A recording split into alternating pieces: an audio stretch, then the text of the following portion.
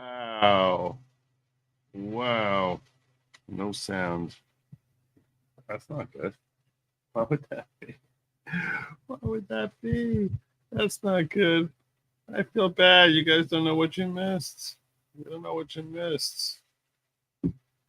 Good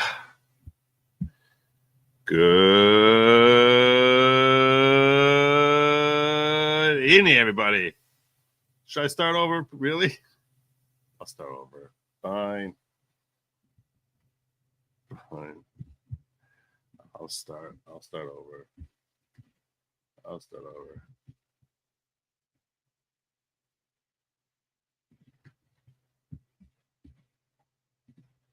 I feel bad. Tough. I'll show you tough. That's what it was. He's 0 for 2 so far. Counts for the pain. Oh, there you go. 1 and 2. I hope you like pain. That's all right. You okay? Oh, I'm good.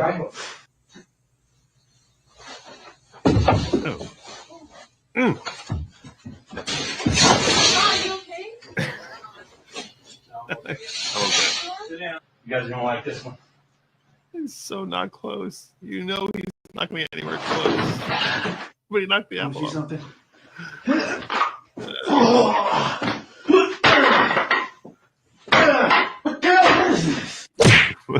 You want me to show you tough? All right, there we go. We got our little dose of humor to start this show. Good evening, everybody. Welcome to my program. I am your host, Joe Neiman, aka Good Lawgic. Hope your day's been going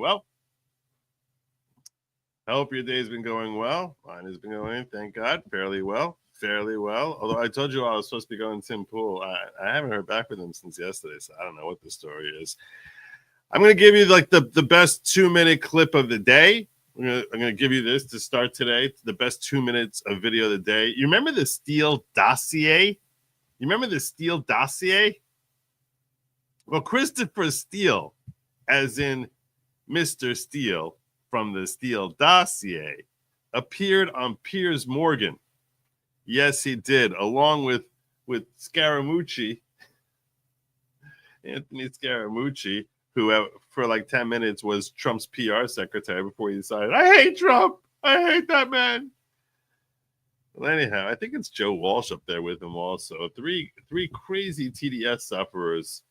But Chris Steele of the Steele dossier was unloaded on by 2 individuals. One of them being from, what are their names? Unloaded by Natalie Winters and Scott Horton. There we go. And this liar, talking about him. This is Chris Steele right here. He's talking about Chris Steele here. framed him essentially for treason. And by the way, his primary sources were a Russian named Danchenko, who had been under investigation for being a Russian spy in the past. And the only reason they had dropped is because they mistakenly thought he left the country. And then his partner, an American named Dolan, who actually was a registered agent of Russia. And they were the 2 primary sources who made up all those lies that you and I just recited, Pierce, that made it into Steele's dossier that they used. And none of it was true.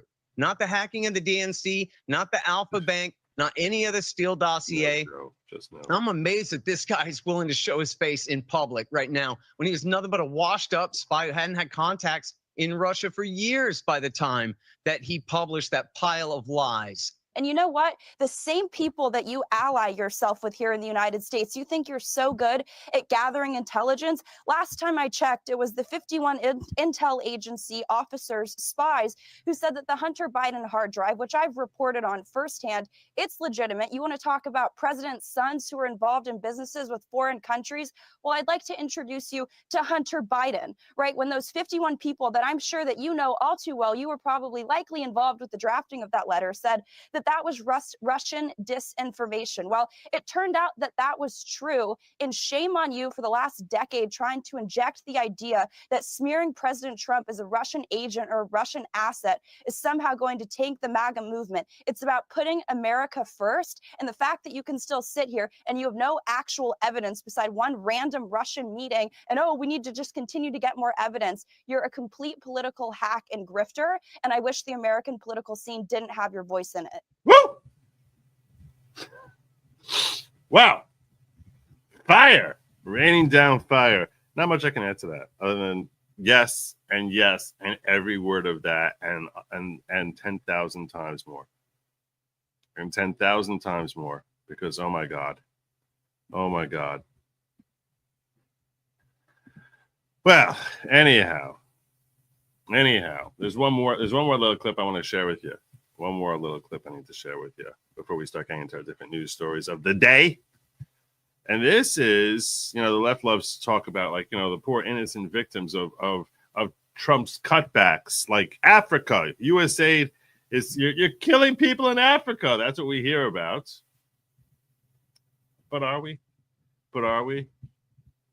Let me just ask you, if I look through the USAID programs, some of which have been cut off, in Congo, there's an aid group, Action Against Hunger. In Ethiopia, food assistance stopped for more than 1 million people.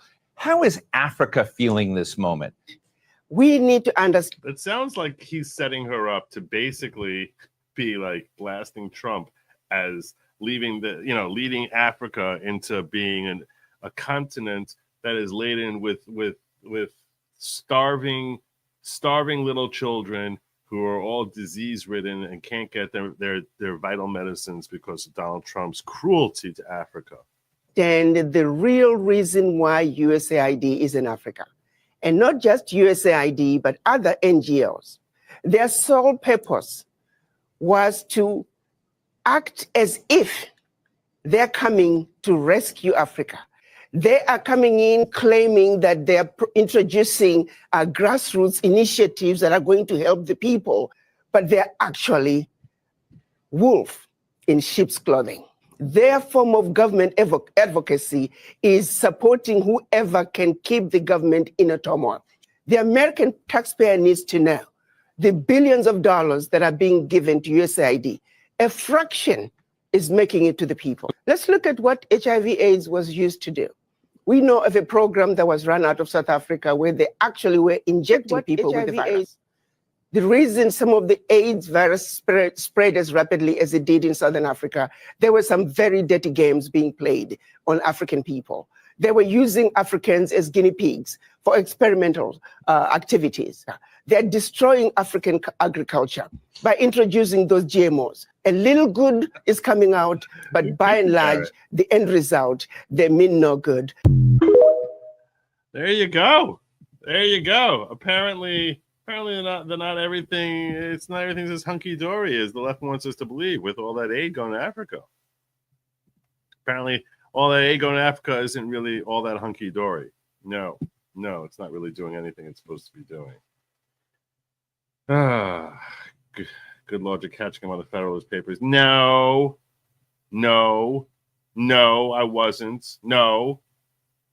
We in the JFK files, okay? It's busy.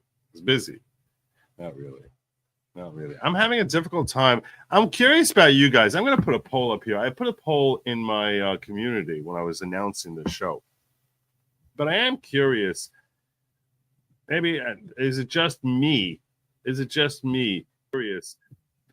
Do you feel like, I forgot to put my goal up. I'll put this up here also. Let me put a goal up first. 15, and if we get 15 yellow or higher within the next 2 hours, I will also cover another topic that I don't really have built in my another whole topic. That's what we're gonna do. Yeah, that topic is this newest claim that Trump is a racist. Trump is a racist. So we'll see if we get to that one. That's if I get my 15 yellows. Hold on, let me don't start doing yellows yet. We'll my count.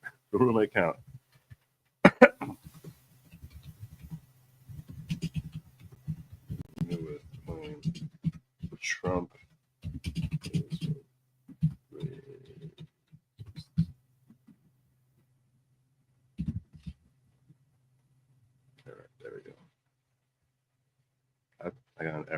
Please try again. Start go. Still an error. Why are you giving me errors? Why would you give me an error? Start go. An error occurred. Yeah.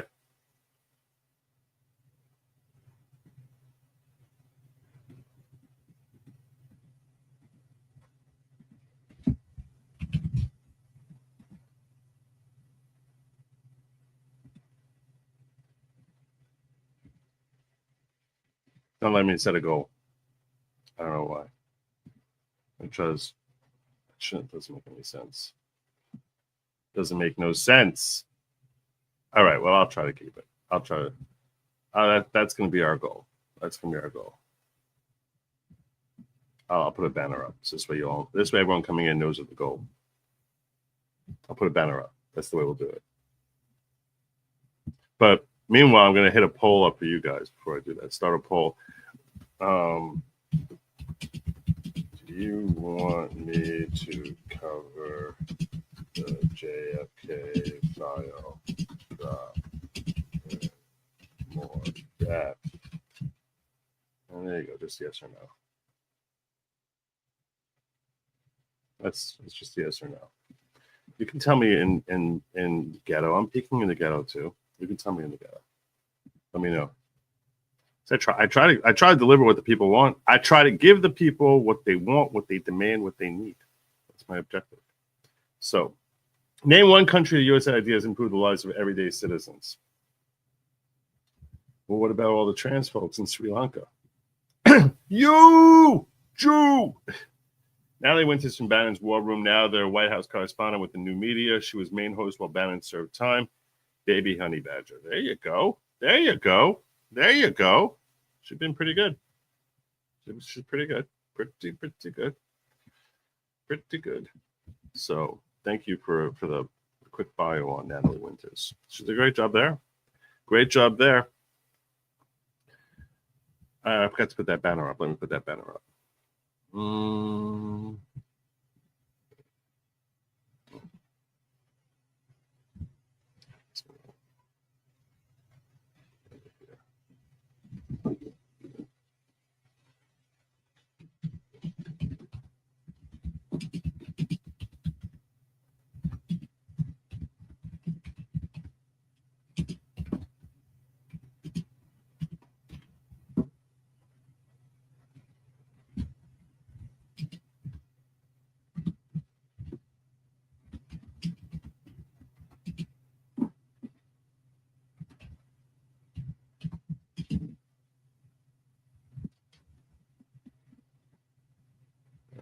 We'll try it. We'll see how this goes.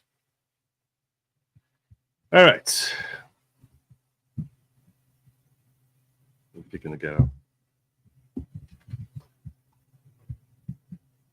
JP Schwartz, Texas says, no, I'm already tired of the JFK files. Most important ones were not released. And not seeing much else on that. Luzelian says, Joe, 2 questions. 1, do you think the ending of Department of Ed will really stick, or will they be sued and forced to keep it open? See, even when they're sued and forced to keep it open, that doesn't mean forever. All these different TROs that we're seeing doesn't mean it's all forever. We're still, thank God he's been so busy. It's hard for us to remember. Today was day 58 of his administration. So, and these are band-aids that they're putting on to try and get in his way. But he's got 4 years. He's got 4 years. It's good that he's being aggressive and going after it immediately. But I do think if he wants to close the Department of Education, he'll get it closed. And he's doing it so early in this administration. Is it going to work on the first try? Probably not. There'll probably be some stupid leftist judge who's gonna try and stand in the way. That's a likely scenario. And it's at least 50-50, if not greater. They'll find some judge who will sign off on that. But it's a matter of whether or not they actually have the ability to keep it in that realm. They have to survive scrutiny and appellate scrutiny, and also he can move Congress to do it to get things going. He can move Congress. Number 2, do you think Congress will pass the bill from Massey to end it? I'm getting there. I'm working there.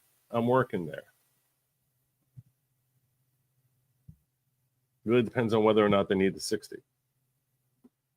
Depends on whether the math is 60. That's a massive element to it. Did you see a cute photo of the not seeing Chief's granddaughter breaking challah? Of course, some from you said it's taking challah, not baking. I did not. I don't even know who that is. Oh, you're talking about Trump's granddaughter? I didn't see that. No.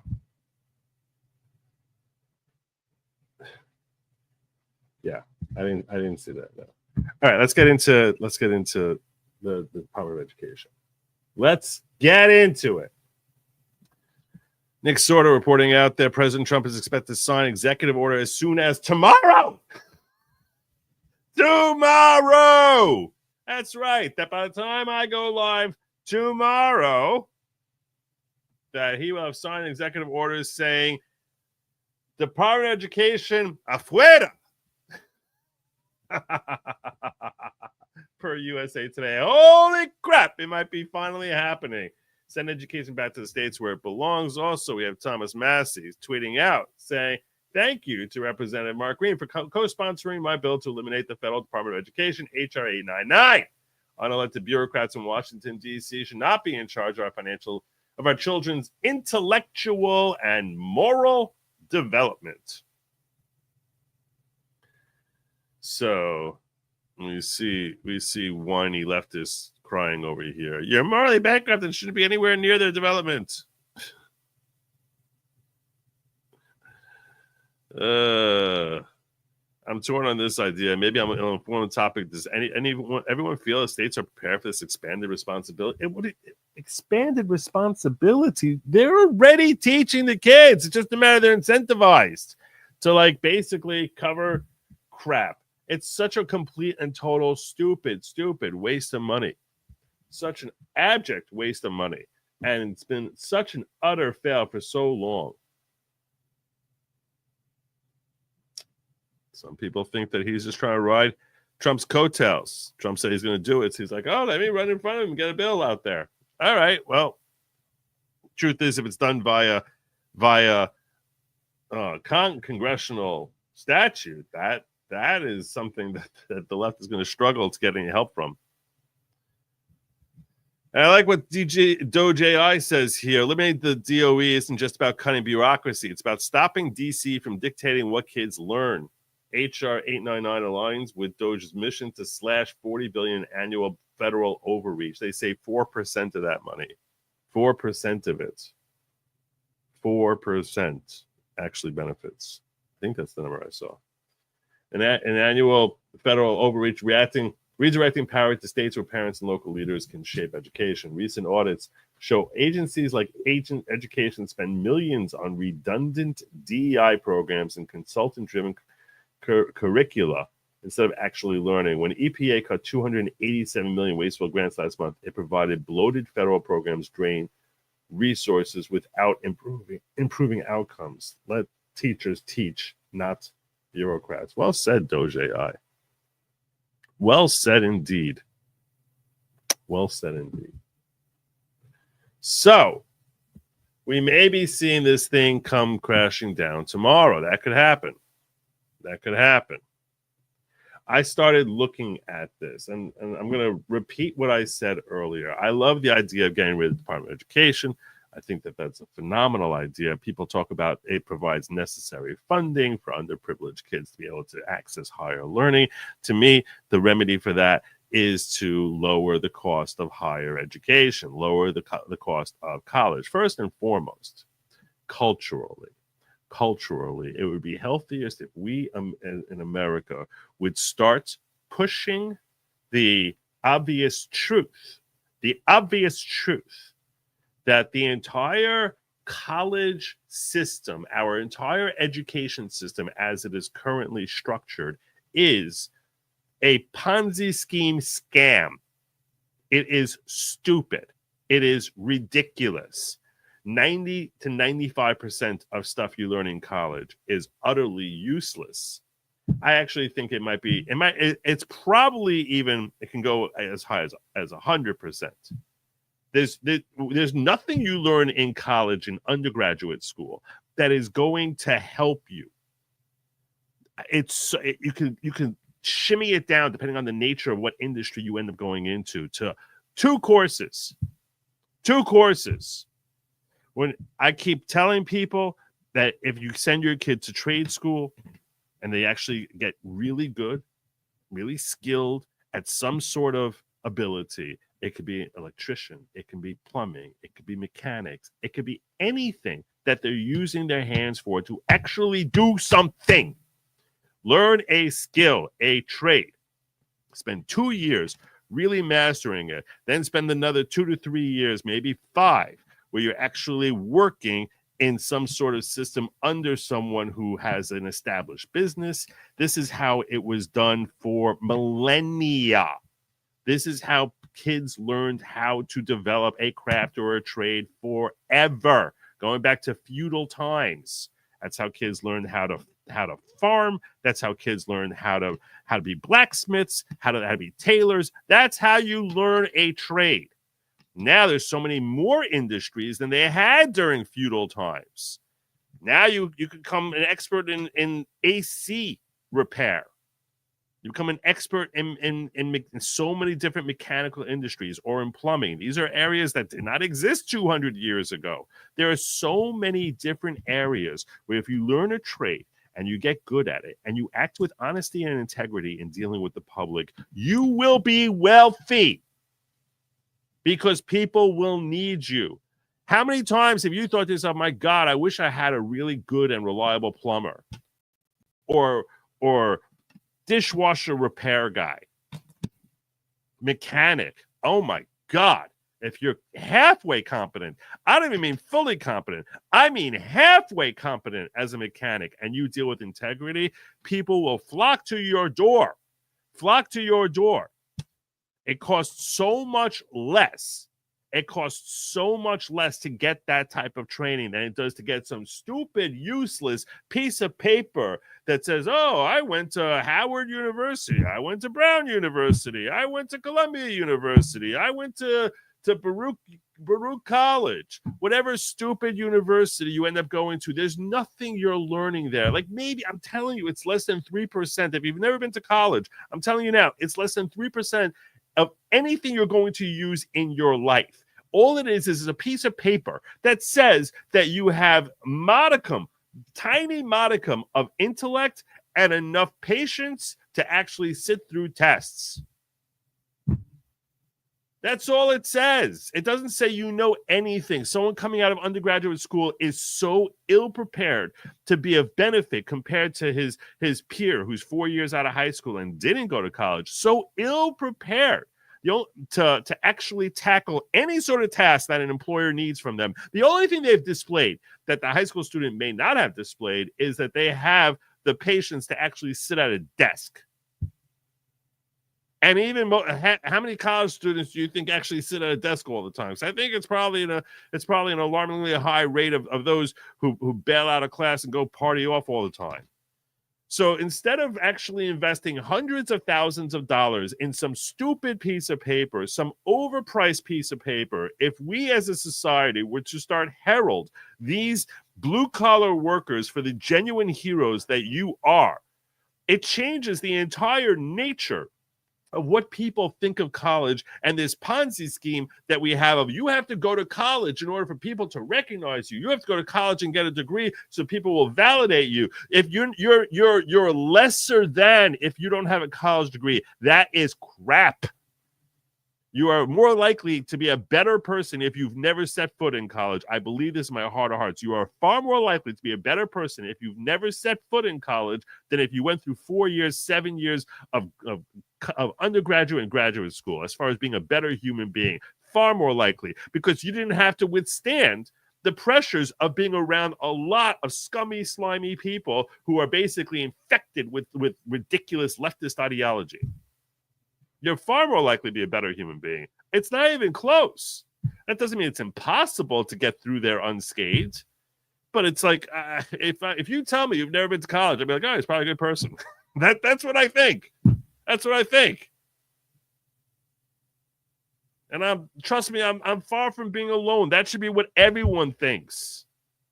That would be a healthy way for us to look at this entire situation. So first and foremost, we need to get this idea that going to college is some sort of heralded ideal of, oh my God, what a hero, the first one from our family to go to college. Stop it. It's nothing. It's nothing. And all it means is you've been incurring debt instead of actually building wealth. It opens you up, it opens certain doorways because our current education system mandates that if you want to go to a reputable graduate school, where graduate schools can be helpful, you go to business school, you can learn a lot there that's beneficial to you. You go to law school, you're not going to learn much that's going to be beneficial to you. You'll learn some things that will help you, especially if you want to become a podcaster. If you want to become a lawyer podcaster, so you end up calling upon classes that you took when you were in law school. But most people don't end up doing that. Most people end up specializing in one area or two areas, and if they're going to be successful. So, but it's helpful. Don't get me wrong. It's helpful that I understand a little bit about copyright law, that I understand a little bit, about various about property law. It's helpful, even though I've never practiced in those areas. It's helpful that I took constitutional law, even though I never had any thought at all of ever becoming a practicing attorney who would have anything to do with constitutional law. It's definitely helpful. But at the end of the day,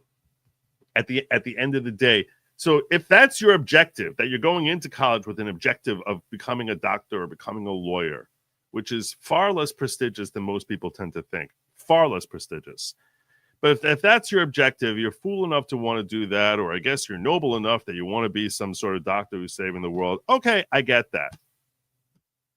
If you want to go to business school, ultimately, I get that too. Or architecture, certain things you have to get. You have to go through the formal classical training. But if those are not your life ambitions, if you don't have those specific life ambitions, the idea of going to college right now should be something that every human being should question. Why am I doing this? Why am I doing this? Especially if you're not. Some people are smart and they end up getting grants where they don't end up having to pay for the ridiculous cost of undergraduate school. So that changes the equation dramatically. That changes dramatically. But most people are not like that. Most people are not going through that, are not in that scenario. So if you're not in that scenario, I certainly think that you should think long and hard as to why am I going to undergraduate school and what am I going to do with that? Because that's a stepping stone. That's a stepping stone. It's not the end all and be all. That's a stepping stone. A stepping stone. That's first and foremost. Second of all, just because some people do have to go to college if they want to become an architect, or they want to become an engineer, they want to become some sort of, they want to go into the sciences, and it's a step in that direction. Or a lawyer. I urge Donald Trump to please consider that he, as an EO and or Congress, should pass a law or an executive order saying that these colleges who are ripping apart the financial futures of students by gouging them with insane tuition prices can no longer do that if they want to retain 501c3 status. 501c3, in case you're unfamiliar, is a reference to a not-for-profit company. The advantage to being a not-for-profit company is that now you can, if someone makes a donation to you, they can write that off. They can write that off, and they don't have to pay taxes on that. So the concept of not-for-profit, why do we have not-for-profit? What is that conceptually? It means, this is an agency which is trying to benefit society. They're existing to benefit society. That's their purpose. So since they're existing to benefit society, so we as a society have decided we want people to donate to them. So we'll incentivize them by saying, if you give money to them, the money you give to them, you're not going to have to tax. And they're qualified as a 501c3 entity. There are thousands, tens of thousands, hundreds of thousands, out of millions of 501c3 companies in this country.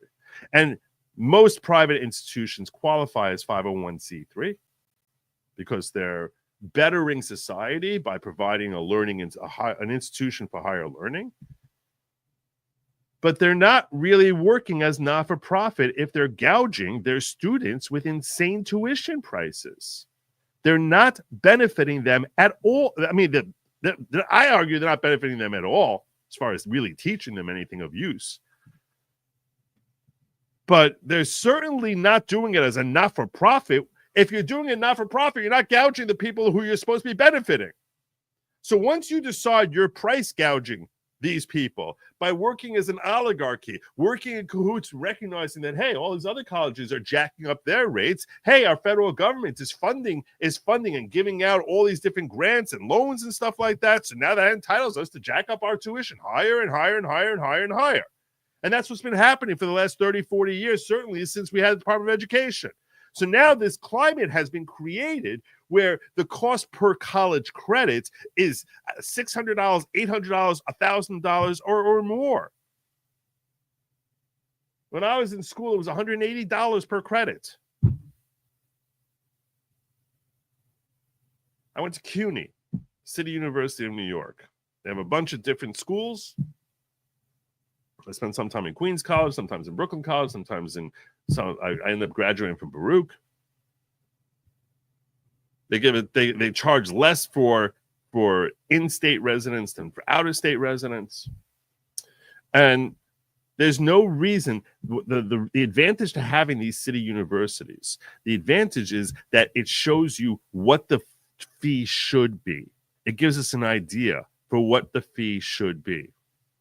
So I'm going to share with you what my quick research showed on this as to what the fee could be, that you can hire capable, competent, efficient, good professors, hopefully, and still be able to subsist and be fine. You look at tuition fees in New York State residents and under CUNY, which like 90% of the students are New York City residents. So they say if you're taking 12 more credits per semester, at most of them, at most recent data, they can range from approximately $3,000 to $4,000 per semester.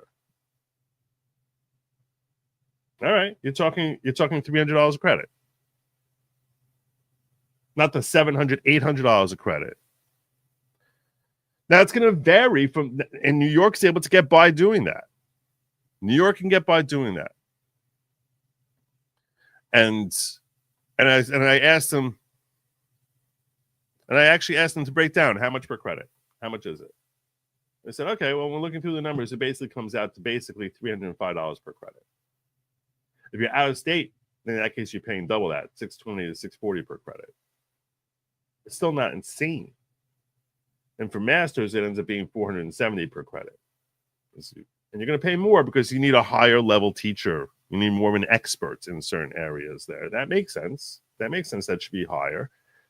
So if you want to figure out what does a school really need to charge, what is their actual cost that they can actually, get by doing this? Well, in that case, you can basically take a number like that, like $470 per credit for graduate school in CUNY, and you could say, okay, if we jack that up, let's say by 10%, so you have some level of profit, 10%, and that you put a cap.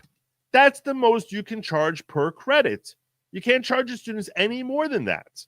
And if you do, now you're gouging your students. And if that's what you want to do, fine, perfectly lawful. You can do that. But we're no longer allowing you to have your cake and eat it too. We no longer, that's what I want Trump and Congress to tell these universities. No longer can you have your cake and eat it too. You must choose. Are you for profit or are you not for profit? If you're for profit, you're not a 501c3. And if you're not a 501c3, we're going to collect taxes on all the donations that come into your university. And trust me, that's the last thing these universities ever want, because whatever they're getting from tuitions, especially these Ivy League schools, they're getting much more in annual donations. They bring in billions of dollars in annual donations. And as soon as they lose 501c3 status, snap, gone in a heartbeat. It is all gone over. The entire gambit is done. So if you want your alumni to keep kicking money into you because you have 501c3 status, all right, well then stop gouging your own students. Stop acting as a for-profit institution. And you can choose your poison. We're not letting you have your cake and eating it too. You can't eat your cake and still have cake. You can't act as a for-profit and then have the status of we're not for profits. So we're forcing you to choose. You can either be a for-profit company and charge these students whatever the hell you want to charge. That's perfectly your prerogative. And if you do that, now your donations that come in, we're going to charge you taxes on it because you're no longer a not-for-profit company. Or you can be a not-for-profit company and all the donations that come in, no taxes on that. But when you're charging your students tuition, it has to be similar to your local city university. So if you're at Syracuse University, you have to be charging similar to what CUNY charges. If you're in you have to be charging in Boston. And I actually asked them to compare the rates for me. They made a nice little chart here for me. I was like, show me the different rates across the country. Show me the different rates across the country. It's like, oh, okay, fine. They actually showed me like Boston University, which is not available. That's a private one. Look at this. It's $19.20 per credit. Per credit. They're charging 6 times. What they're charging 6.5 times what a CUNY student who lives in New York is paying. $19.20 per credit. I mean, this is insanity. How did they get away with that? Because there's funding that you and I are covering that we'll loan money to these kids, and now these kids are going to end up amassing hundreds of thousands of dollars worth of debt, and figure, oh, you know what, I'll get a high-paying job, I'll be able to pay it off, spend the rest of their lives trying to pay that off, and it's just an insane situation. U of I, Chicago, charging $375. Okay, so if you're a Midwestern school in that area, so you can jack that up, charge $400 per credit, $450 per credit. You can the government could put in there what is a reasonable amount that you're not gouging, but the point is that it's not just unlimited, that you could charge whatever you want, charging close to $2,000 per credit. That's how you put a fair cap on it. That's how you're reasonable. That's how you get rein these institutions in. Look, that doesn't eradicate the problem we have that's been accruing for the last several decades of kids who are amassing massive amounts of debt in education. But that, at least now going forward, with respect to the debt that they're accumulating, that now just caps out and changes everything. Because I'll tell you right now, the 501c3 status to 9 out of 10 of these universities, if not a lot more, it is so much more significant than how they're gouging these students. So much more significant. And that's how you can fix this crisis. That's how Trump can forever fix this crisis. I pray to God that someone who actually has his ear passes this message along to him, that somehow it reaches him, that this is how you can fix education in this country going forward forever. That numbers that they're allowed to charge, that's going to vary. That's going to be modified over time. It has to be, it has to be tailored on something that is, comparable to a local city university. It's got to be something that's, fairly compatible, because different parts of the country, there's different costs of living. So you need to understand that, hey, City University in Tennessee is probably a lot cheaper than City University is in New York. So if you're a university if you're Tennessee State and you want to keep your 501c3 status, you need to be matching your local city university. It's not that hard. It's not that hard to figure out a fair number. And in that way, we can start. And look, they're going to find loopholes. I know the universities are not stupid. I'm sure they have tons of brilliant lawyers who are going to sit there trying to figure out, oh, well, we can keep our 501c3 status and we'll cut the price of tuition and we'll jack it up here. Look, it's going to take some time to sort of sort through and clamp down on loopholes that these universities will find. I'm sure many of you can be writing in there, no, they'll charge you on room and board, they'll charge you. I understand. I've thought of some of the loopholes. There are ways to start clamping that down. At least this way, we get the ball started conceptually. And then when these universities start finding loopholes in it, to find other ways to gouge these students, we'll deal with it. You deal with those as they come up.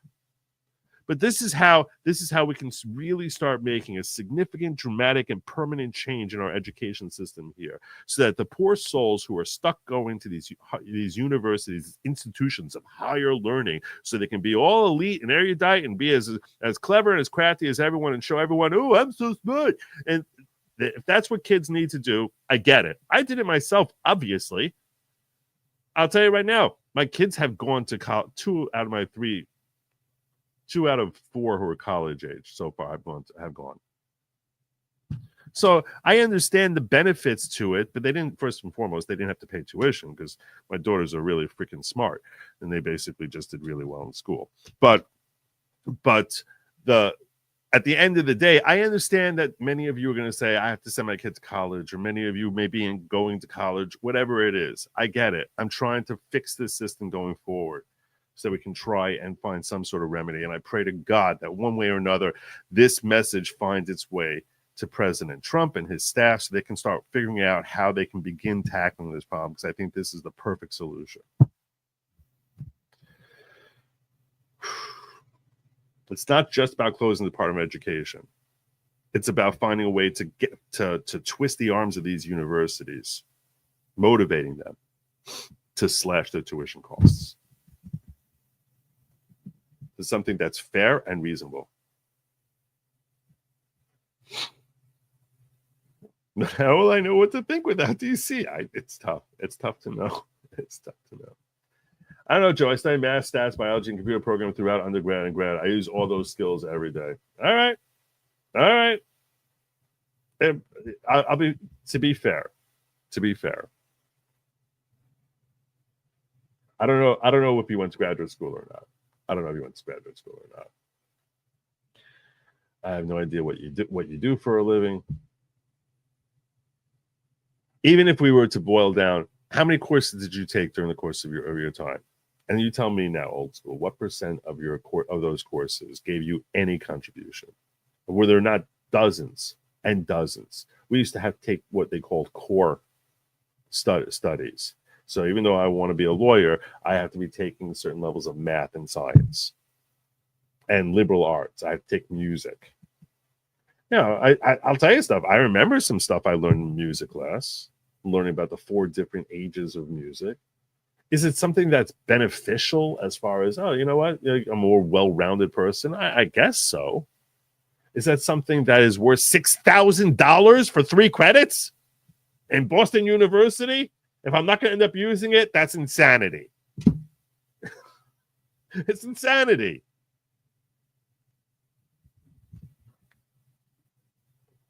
The higher education level, the more likely your position will be replaced by AI. We need to be teaching kids the trades. Amen. C. Micro's Works Foundation has been touting this for years. Has he really? Really? The 501c3 idea? Because I've never heard any other human express it other than me. I've never heard any other human expressing this but me. I call it the Nearman Plan, actually. The Nearman Education Plan. The government has intentionally changed the environment for going to college and skilled work. Fund college, but don't fund infrastructure construction. The funds open the door to skill building, create demand, supply will happen. Perhaps.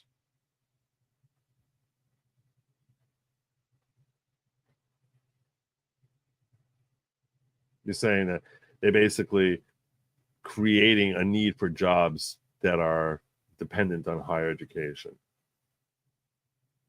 That's a short-term thing, though. No one knows what the administration is going to be pushing 10 years from now. And when you're going to school, you're planning your life out. You're planning out the next 3 to 7 decades of your life. So, yeah, I'm optimistic. I say 7 decades. 7 decades of working. I could do this. God willing, my health is okay. I could do this for another 40 years. Columbia crabbing about not getting $175 million for DEI when their endowment is $8 billion. Exactly. 2% loss and they're sad. Yep. How much is Columbia's tuition? Well, we can look that up.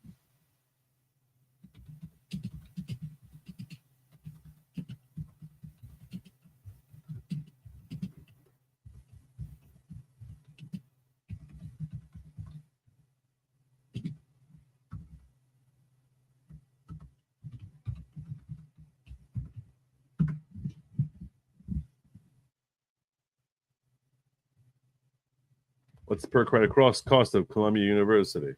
Tell us, Grok. I'll probably give us graduate and undergraduate.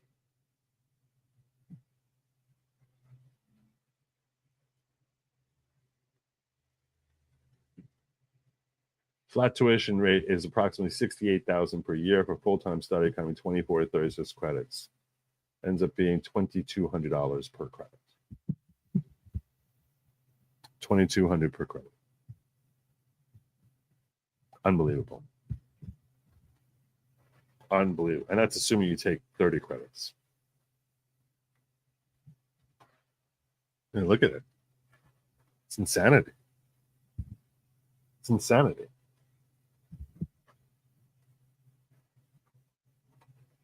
Well over $2,000 per credit. And there's additional fees like student activity fees, help and related services fees, technology fee. It doesn't even count books. Let's see, master's students. Master's is cheaper. It's only $2,000 per credit. Doctoral, $1,800. I guess the higher you go there, the cheaper it is.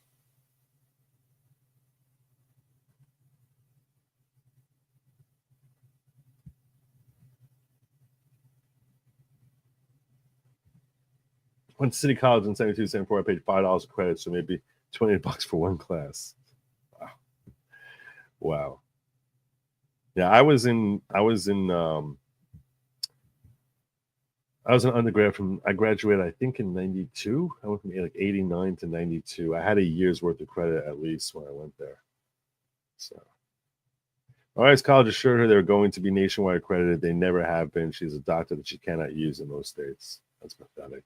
That's a class action suit right there. If she can prove it. That's a class action suit. Can they teach real financial literacy? Too many people don't understand. Can they teach real financial literacy? Too many people don't understand. College does not automatically equal living debt-free or having a high income or even being employed or employable. Yep.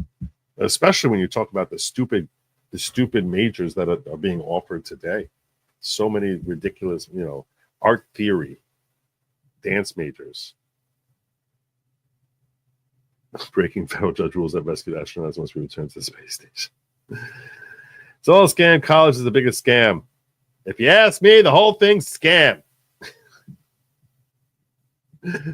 Those of you who don't, I'm sure I mentioned this at least once or twice before, but one year on prom when I was like roaring drunk, I was saying that. I was thinking back to, I think, Bugs Bunny or something like that.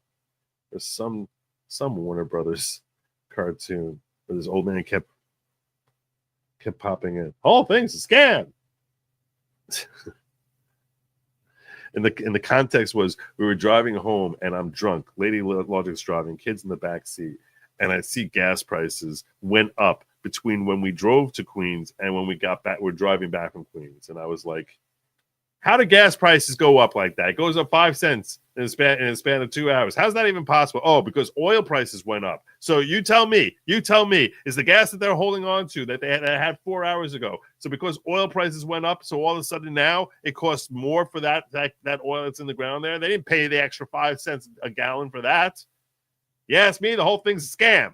And then I started going through different scams. You ask me, the whole thing's a scam. It is a scam. College is a scam. No, it promotes trade schools. Oh, he's been touting promoting trade schools. Oh, okay. And that's fine. So we can still call it the Neiman plan, and Mike Rowe isn't going to be all mad at me. That's good. Would it be a good idea to study gynecologist and start a concierge medical practice catering to call girls in Chicken Ranch in Las Vegas, Nevada, or is that market saturated? What the heck is that? Why? Why do you do that to me? Why? So far, we have 5 yellows. Just letting you know, we need another 10 yellows. That's what we need. Another 10 yellows, based on the banner below. That's going through there. 5 yellows so far. Wait, 1, 2, 3, 4. Yeah, I got 5. Yellow or higher. I count orange and pink too. Or red. Definitely count red. I'll count red double. There you go. Where are we at? To cover this next.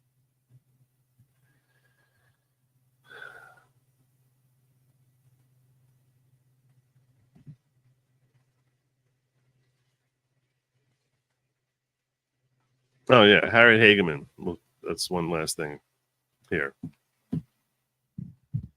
Harriet Hageman talking about this. She's great. One of the best members of the House. We went from Liz friggin' Cheney from Wyoming. That's what we had. Liz Cheney lost the primary. Thank God Almighty. Not just lost, but geschmetted. I mean, decimated. This was humiliating. Probably the worst primary loss by a sitting member of the House in decades. What Harriet Hageman did to Liz Cheney. This is what we got. God bless this woman, Harriet. Yep, this explains everything. So is the Doge program targeted at these bureaucrats? Yes. And so what can you expect? Well, let's look at the Department of Education. The federal Department of Education has a budget of about $280 billion a year. And I don't understand that number because I keep hearing 40 billion, and that's very dramatically different from 280 billion. I'm very curious why it is that where her number is coming from, because I saw Doge AI is referring to as 40 billion. She's referring to as 280 billion. I'm trying to figure out what that number is. How does that disparity? Perhaps I should ask Grok that. Why did some people say? Should I ask Grok that? We'll come back to it. Less than 25% goes to educating our students.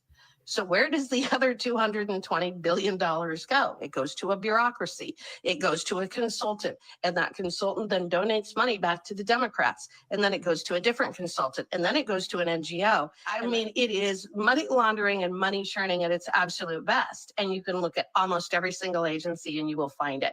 So the brilliance of Doge isn't that he's going in and cutting spending. He doesn't have the authority to do that. We're the ones that have the authority to do that. What I want him to do is come up with a report, go through agency by agency by agency, identify every single program that we should not be funding, put a number attached to it. We slap a preamble on the front of that report, and we say that every single agency is having their budget cut by X amount as shown in the attached report, and none of those programs can go forward from here on out. And this is why Democrats are losing their minds over Elon Musk. It's all about money. Not one Democrat in America voted for Elon Musk. No. Elon Musk. She always sounds like she's crying. She sounds like she's on the verge of crying. Not one Democrat voted for Elon Musk. Is seizing the power that belongs to the American people. We are here to fight back. No, he's exercising the power that belongs to the executive branch. Yeah, that's embarrassing. God bless Representative Harriet Hageman from Wyoming. God bless you and your family. Catch you on the next one. Amen. Amen. I hope she's in Congress for the rest of her life. Maybe become a senator. She's awesome. Awesome. Awesome. We need 400 more Harriet Hagemans in Congress. Even going to college from the medical field, because it's not what you know, but who you know. I spent $195,000 on 3 degrees and can't even find a job in my field of studies. Yeah, not surprised. I feel for you. It's crazy. It's crazy. And that's hanging over you forever. Can't ever be discharged through bankruptcy. It's forever. I mean, frankly, under Biden, you probably could have gotten some sort of deal to pay it off for like 10 cents on the dollar. But, yeah. Yeah, it's crazy.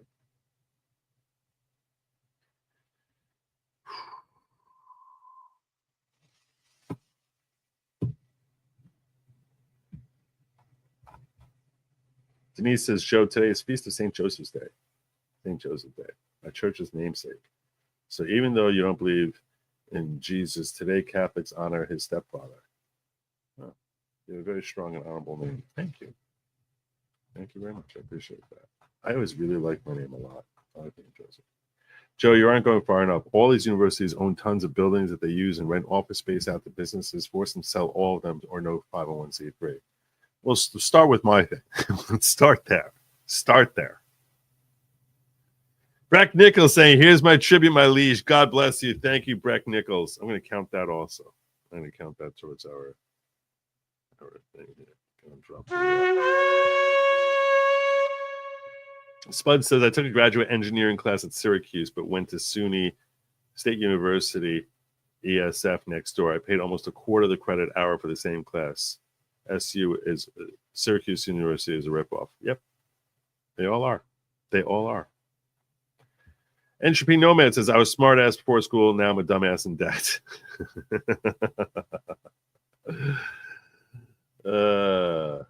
Yeah. It's sad. The whole situation is terrible. Brandon saying she just explained the discrepancy. Amount actually spent on education was 40 billion versus the amount spent on fluff, 220 billion. Is that what it is? Is that what it is? So we're going to trim it down from 280 billion. I want to let me just double check Grok and ask Grok his thoughts. Ask Grok Grok, tell me your thoughts. Give me your thoughts, Grok. What is the annual budget for Department of Education?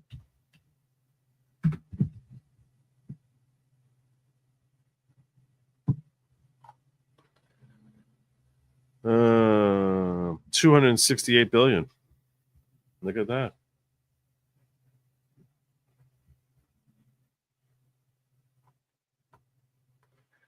How did I ever do a show before, Grok? I don't know how I ever did one.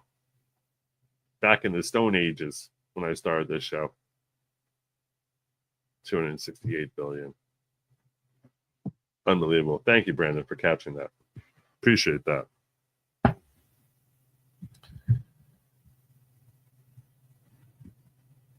All right.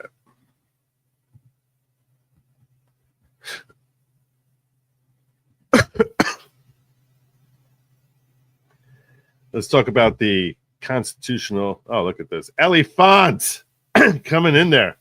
The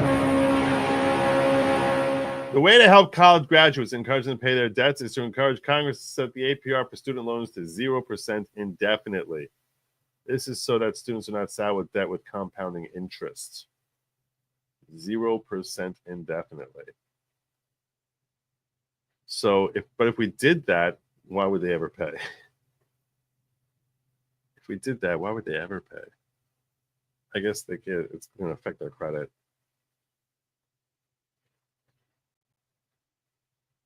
Maybe. Maybe. I don't think they're going to end up paying it.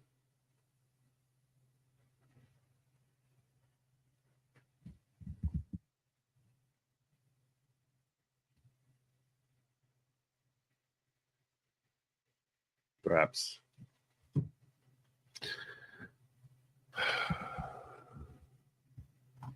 Today I wrote a thread that I was I'm not going to kid you. I was kind of frustrated with its lack of visibility. Still, I'll never figure out how social media works. I think that's pretty apparent. That I basically am just an idiot when it comes to social media. And this is my cross to bear. It's like, look, Joe, you just don't understand social media. You think you understand it, you just don't understand. I don't understand social media. I don't know. I don't get it. I don't get it. I put out a thread where I would basically, and I put out a question last night where I was like, I asked this basic question. Do you think, and I'll put this up here. We'll go to a new.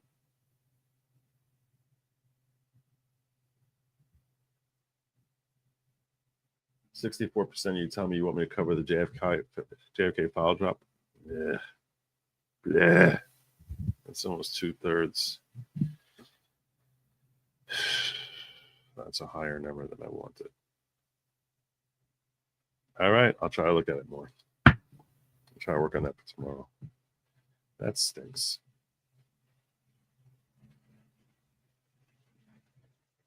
That stinks.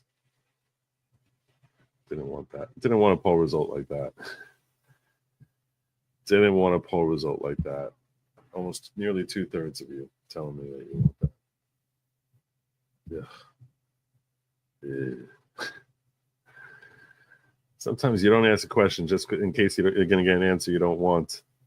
All right. So here's my question for you. Do you think it is possible for a judicial order to itself be illegal?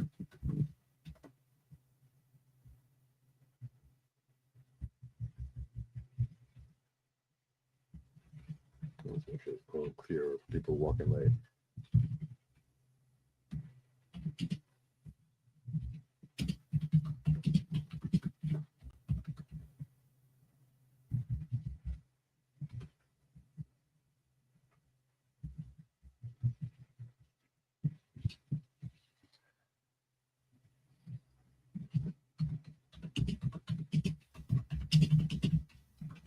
Wait.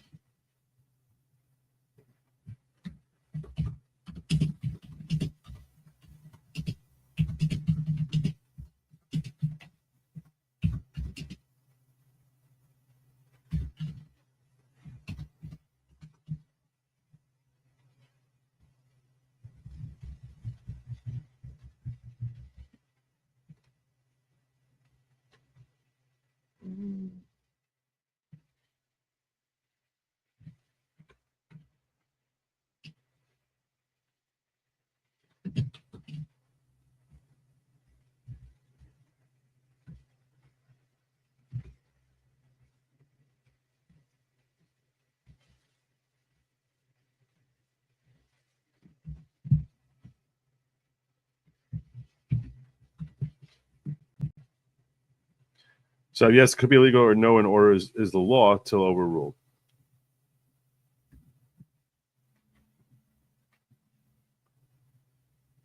Those are your choices.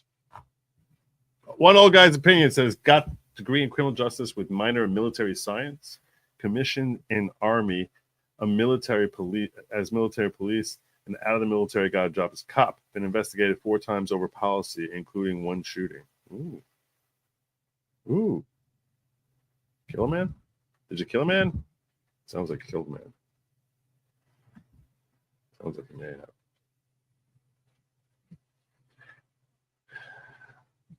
And I guess criminal justice is better. I can understand learning the law. That's not.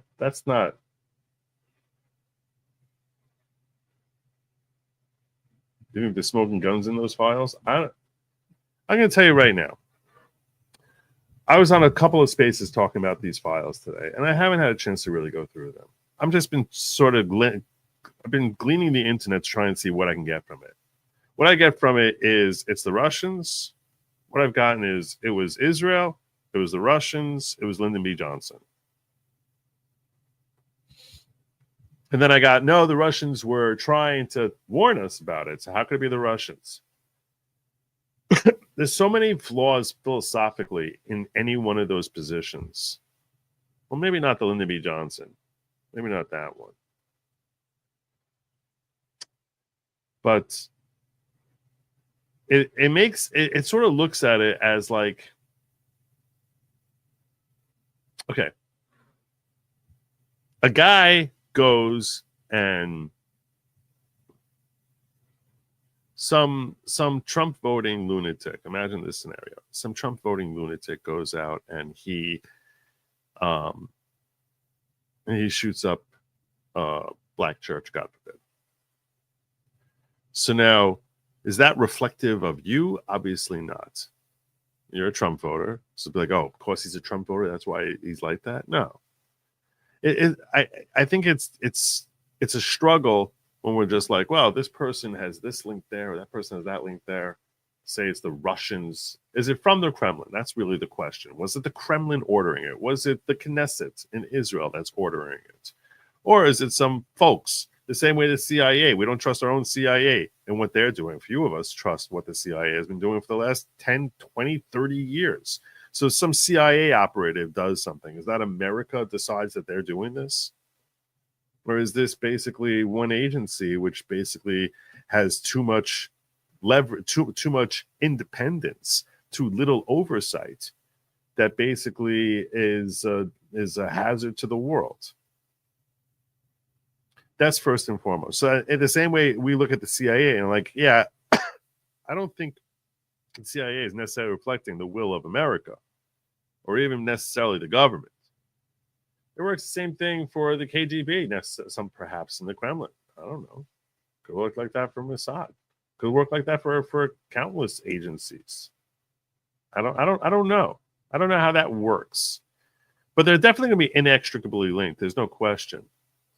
The other factor that I think about is when you have, especially when you're talking about non-NGOs, especially when you're talking about like some non-government agency, right?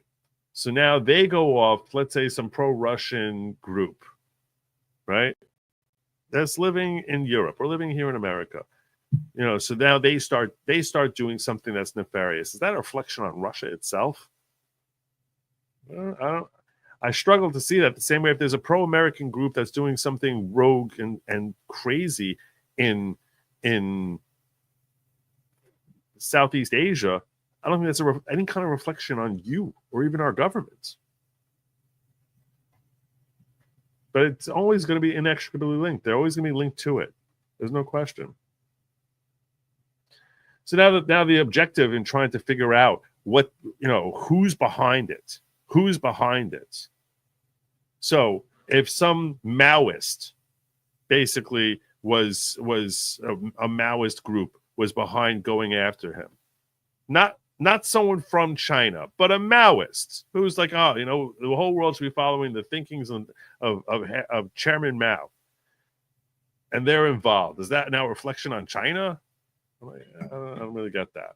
The other thing is, I think that a lot of the forces that were in play in this particular assassination, specifically JFK, but likely with the other assassinations we'll be looking at, I don't think that the people who are the main actors, by the main actors, I don't mean merely the gunmen, but I also think the individuals who were orchestrating events to put them in play. I don't think they're all motivated by the same, like, this is our goal. Like, I think that there's 10 different things that are baked into the decisions to have this happen. So LBJ perhaps has some sort of incentive. I don't know. He gets paid off by Russia. Okay, so Russia gives him money. Or Israel. Or China. Or any country. Doesn't really matter. Incentivizes him. Hey, we'll give you money if you help get rid of it. Okay, fine. And then LBJ is like, also like, even if you didn't give him the money, it's like, hey, I have a chance to be president of the United States. You think, is it this factor? Is it that factor that's motivating these different actions? So we're not going to end up having a criminal trial, clearly, because everyone involved in this whole thing is dead. So all I'm going to end up doing is, and this is why I've been so reluctant on it, is so now I'm exploring like what different factors were going on that I don't think we're going to find who the gunman was. I mean, other than Jack Ruby and Lee Harvey Oswald. But like, it's not like, as far as finding the factors that were motivating these individuals take the actual steps that end up manifesting in the assassination of JFK and then of Lee Harvey Oswald, I think that there's so many different motivations that are baking into it that I think that I sort of feel like this is something that I'm never going to be inside Lee Harvey Oswald's head, and whatever I'm reading about it, I'm going to be taking away from it the glimpses that I'm going to start with my own preconceptual biases. You know, I hate Russia, so I'm going to do that. I hate Israel, so I'm going to look at it from like all the Israel connections. Or I hate China, so I'm going to go look at from all the anti-Chinese perspectives. Or I hate LBJ, which that's a man who is really detestable. So I'll look at all those. There's so many different, and that's why I feel like I don't know what I feel frustrated when I go through those explorations. And like, I'm not really learning anything. So, I don't know. We'll see. We will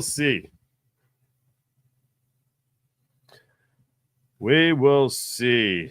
Right now, Grok is working on this for me. How to build a water catchment system with detailed plans, schematics, tools needed, and materials needed. Cool. Cool. As long as you don't ask it to write you a comedy song, I think you should be okay. This is my thoughts.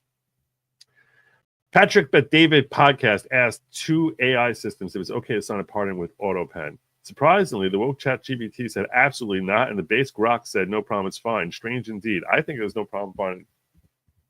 I think there's no problem with it at all. One guy says, as long as his intent is behind it, I think there's no problem.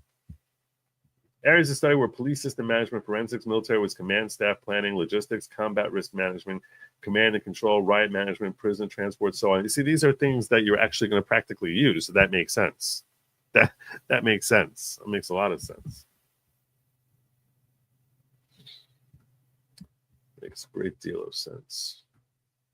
Let me see what my poll's showing so far. All right. A whole bunch of you saying, yes, it could be illegal. 7% say no, an order is the law until overruled. That's a very, very high number of you recognizing that a law could be illegal. Let's talk about, I want to break that down a little bit further for you so we can better understand that concept.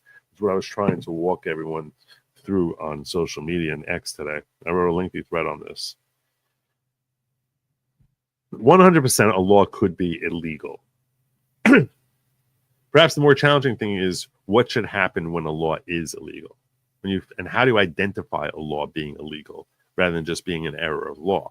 Many orders that are issued by judges are later overruled by another judge. Sometimes even the Supreme Court will overrule itself from earlier, change of precedent. You saw that with the Dobbs decision overruling Roe v. Wade, which was a great overruling. It was a much sounder ruling than Roe v. Wade. But that doesn't mean that Roe v. Wade was illegal, although I could argue that it was because it was real judicial activism. I don't want to really get bogged down in that particular decision because that's a political thing and I don't really care about that topic today. I've talked about Roe v. Wade a lot, but I don't care about that today. I'm simply talking conceptually about an illegal order, judicial order. So the example I gave on X in my thread was imagine David is driving through New York and he gets pulled over by a cop driving 10 miles over the speed limit. And he ends up going to traffic court and the judge says, wow, you've been here. I see on your record here, you've been here 10 times for speeding in the last 4 years. I hereby sentence you to death. Capital punishment, you're going to die because you were speeding. Now that is clearly an unlawful order. For a myriad of different reasons. Number one, well, capital punishment is not something that you can ever have a finding of without having an actual jury, that some municipal court judge can ever issue a death penalty to anyone for any crime they commit is beyond their purview. Number two, it's beyond what the statute says.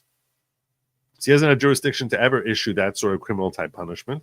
Number two is it's beyond what the statute says. Statute doesn't call for death penalty. You have issues with respect to it being an Eighth Amendment issue, and by and by, it's basically an illegal order. Now, if we look at this scenario and we say, what if instead of the cop taking him to traffic court, he took him to a federal district court? The federal district court said, we're sentencing you to death for, had a trial, as a whole trial. And at the conclusion of the trial, they say, we're sentencing you to death for breaking the speed limit by 10 miles an hour. So that would also be an illegal order, a legal judgment, a legal decision. Because it's beyond what the Constitution would allow. It's clearly cruel and unusual punishment given the nature of the crime. And there's another massive factor, which is New York State has banned capital punishment.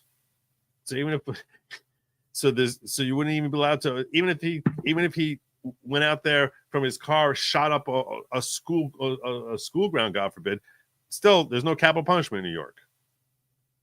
So now let's say this federal judge would issue that. He would have the same problems. He would actually have one additional problem. The additional problem is that he's not supposed to be hearing traffic court cases. It's not in his jurisdiction to actually decide anything about this ticket because that's not part of what he's supposed to be deciding.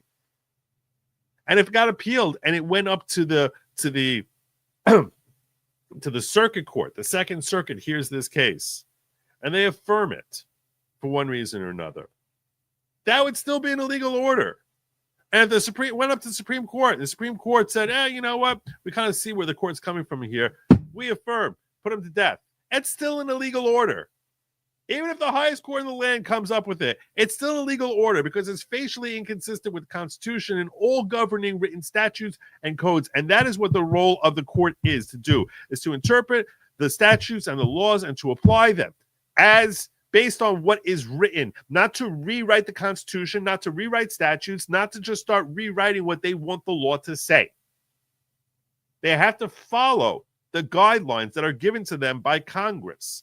It is an unconstitutional thing for them to deviate from what a statute says, because the statute written by Congress and signed off by the President of the United States is something that they are obliged to properly and fairly apply to the facts and circumstances. And given that no statute permits them, no reasonable reading of a statute permits you to apply the law in the way you have, the law, the order itself is illegal, unlawful. That's an illegal order. Now, I just gave you a cartoonish type of example where I'm talking about someone speeding and being put to death, but I want to start so that all 100% of us are on the same page that there conceptually could be something as an illegal order, that the order itself is illegal. Now, if we take that and we apply that to these situations with Trump, there's a real danger in just starting with that assumption. There's a massive danger in starting with the assumption of like, wow, these judges who are issuing these orders, they're acting illegally. Because there are a lot of laws and orders that end up later being overturned, and a higher court will say, wow, you got that one stinking wrong. But that wouldn't make them illegal. A misapplication of the law, a good faith misapplication of the law, is not a legal order. As long as the statute could be read to be consistent, that the facts are applied consistently with what's written in the statute, that could be just a terrible decision. That's not an illegal order. And that's the distinction, because look, all humans are fallible, even a judge, no matter how prestigious that judge is. All of us are fallible. They can make a mistake, or they can have a different reading as to what the statute says. And yeah, we all might be acting based on certain preconceptions and biases as to what our political leanings are on a given area. And judges are going to have that too. They're human. And as long as they're, able to display that they're acting in good faith, that's totally fine. And that order would not be illegal. It might be poorly thought out. It might end up being something that is a display of abject stupidity, but it's not illegal.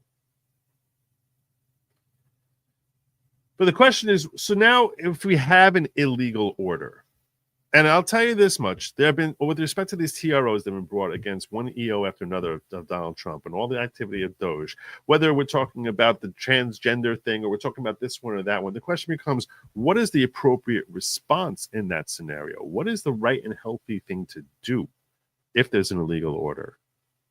And I can make a strong argument that this order, with respect to so glaring, with respect to that the TDA prisoners, that the Judge Boasberg is saying, hey, you got to bring them back. So many different flaws. He's saying, well, it's a 200-year-old statute. So does that change anything about this analysis? No. He's like, well, it's a wartime statute. No, it's not. It facially says during times of war or when there's an invasion that is publicly declared by the president, which means that the or there says that we're not dealing with times of war. We're dealing with a different scenario here. So why would you limit that statute? How can you give a fair and reasonable reading to that statute and says it's only during wartime? I don't care if it's only been applied in wartime. How is that even relevant to the analysis? Just because it's never come up in a non-wartime scenario, that doesn't change the fact that that's what the statute expressly says. It expressly contemplates, what if there's no ongoing war Is this an available remedy for the president? Answer, yes. We Congress say yes, 100%. It's there. It can either be wartime or an invasion that's publicly declared by the president of the United States. So you're a judge who's saying, oh, I don't like that? Who the F are you? Who the hell do you think you are? Then you want to come out and take it one step further and start saying, you're going to direct him what he needs to do with his military planes? The commander-in-chief, who he alone has authority as to what he's going to do with it. You're going to ignore what the Supreme Court says. The Supreme Court says that with respect to this area of law, the Enemy Alien Act, that is the exclusive domain of the President of the United States, and that no court should ever try reviewing it. There's no jurisdiction for you to review it. And you have the audacity as a judge to come in here and claim that you find this not applicable, not permissible for him to use, and now you're going to start directing where military planes are supposed to be going around. Who the F do you think you are, Judge Boasberg? You're a bozo. You're an embarrassment to the judiciary. And I'll tell you right now, my heart of hearts, I think everything about that order is an illegal order. It's an illegal order. It makes no sense, and I don't think there's any good faith attempt for there to make sense, other than he doesn't like what's happening. You're not the elected president of the United States.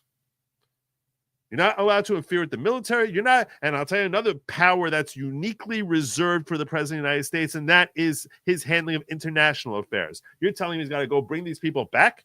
Who the hell do you think you are? So do I think it's an illegal order? Absolutely.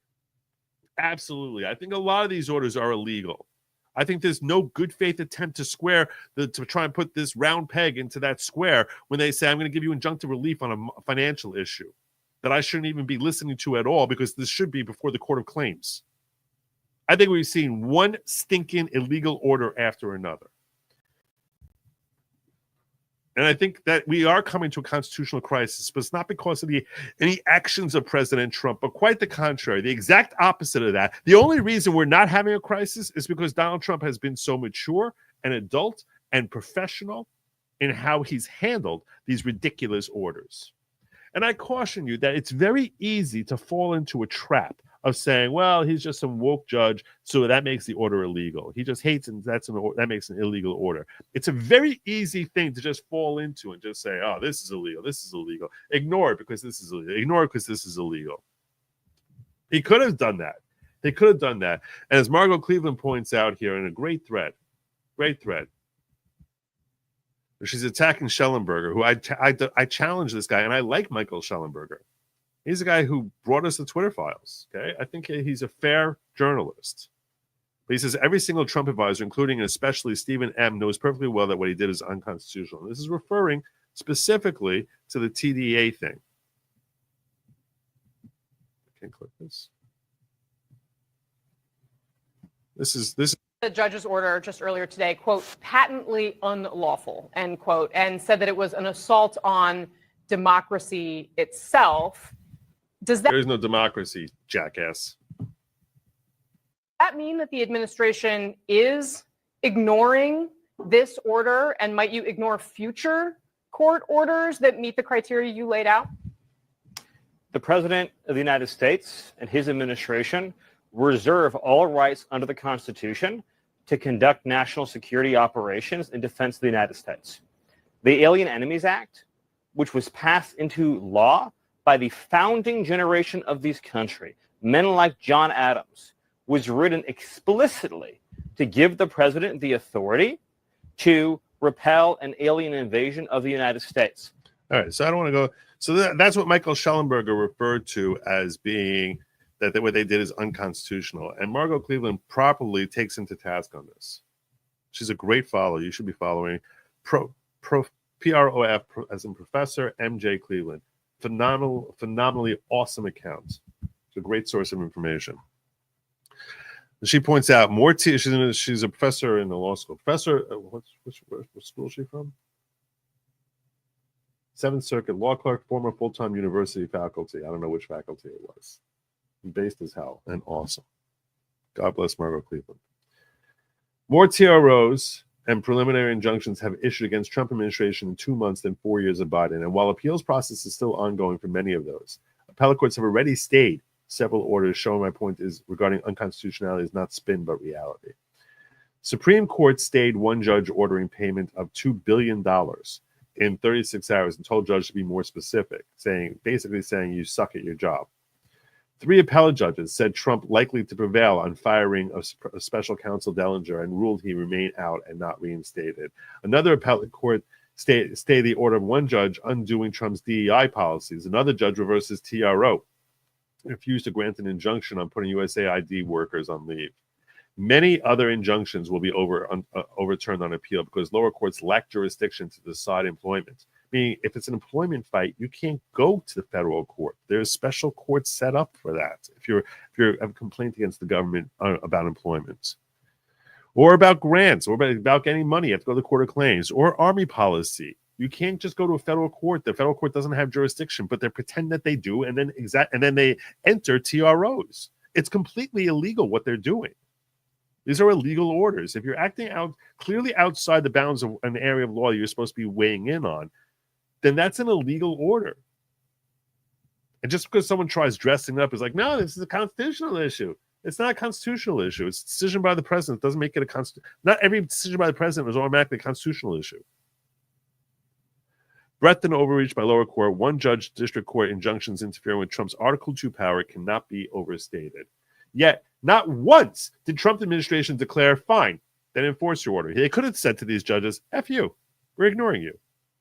They could have, over and over again. But not once has he done it. For every MAGA person screaming, ignore these illegal orders, the Trump administration has not done that. And we're talking about clearly illegal orders that infringe on his executive power. So they're basically illegally trampling on his Article 2 powers. His audience is saying, ignore him. And he's like, no, I'm not. I'm going to show deference to it and try and show how I'm following it. Instead, every time Trump has worked to find a way to read an order so that he could comply and not pit Article 2 against Article 3. Article 2 is a reference to presidential executive branch. Article 3 is the judiciary. So that we wouldn't have a conflict where the Article 2, the executive branch, is ignoring what the judicial branch is spitting out there illegally. He did that in grant cases by reading exceptions that the court allowed for otherwise terminating funding. And he did that in the Alien Enemies Act case too. Yes, Trump administration did not turn the planes around, but it isn't saying you can't order me to do that, which he could have done. He could have said, you know what, you have no authority over me with respect to what I do with my military planes. He didn't do that, though. He basically said, whoops, you didn't tell me that. Because only the minute order is binding and it cites case law to support its point. And once the planes left U.S. territory, Trump said the order didn't apply because the removal took place. And you said, don't remove anyone. Well, I'm not removing them. They've been removed already. Throughout the entire drilling by judge and even judge's request for Trump's team to say, we just disagree, Trump did not say that. When he was like, you just didn't want to listen to my order, he said, you just weren't following my order. His lawyers could have said, yeah, we're not, and F you, but they didn't. And that's a healthy thing. That's a good thing, even though this judge's orders were insane and illegal. Trump administration, isn't it crazy that the mature person in the room here though is the one that everyone's been calling a child for the last 10 years? It is easily the most mature person in this entire scenario. Trump administration said, we complied in good faith, and here's why. Yes, the here's why is very narrow reading of the order, and only the minute order, but as case law to back that, Trump is not being pedantic. He's being prudent. He's not trying to say, aha, I got it. No, he's basically saying, I either do that or I tell you to go F yourself. And then we have a real crisis here. So I'm trying to give you a lot of rope here, a lot of rope on your stupid and patently illegal orders. So this way, we don't have a constitutional crisis. Well, Article 3 is going out of its way to trounce on Article 2, meaning the judiciary is going out of the way to interfere with Trump's agenda. Trump is going out of his way to show comity, show deference, show respect to the judiciary, even when judges don't deserve it. Judges are not just looking for a fight, but have hit Trump with several sucker punches. Yet Trump is refusing to engage. This cannot continue for much longer, however, as lower courts are framing injunctions more and more wildly. leaving Trump administration little room to maneuver in a way he can comply without sacrificing his executive authority. Which is why I said in the earlier cases before SCOTUS, their attempt at prudence was imprudence.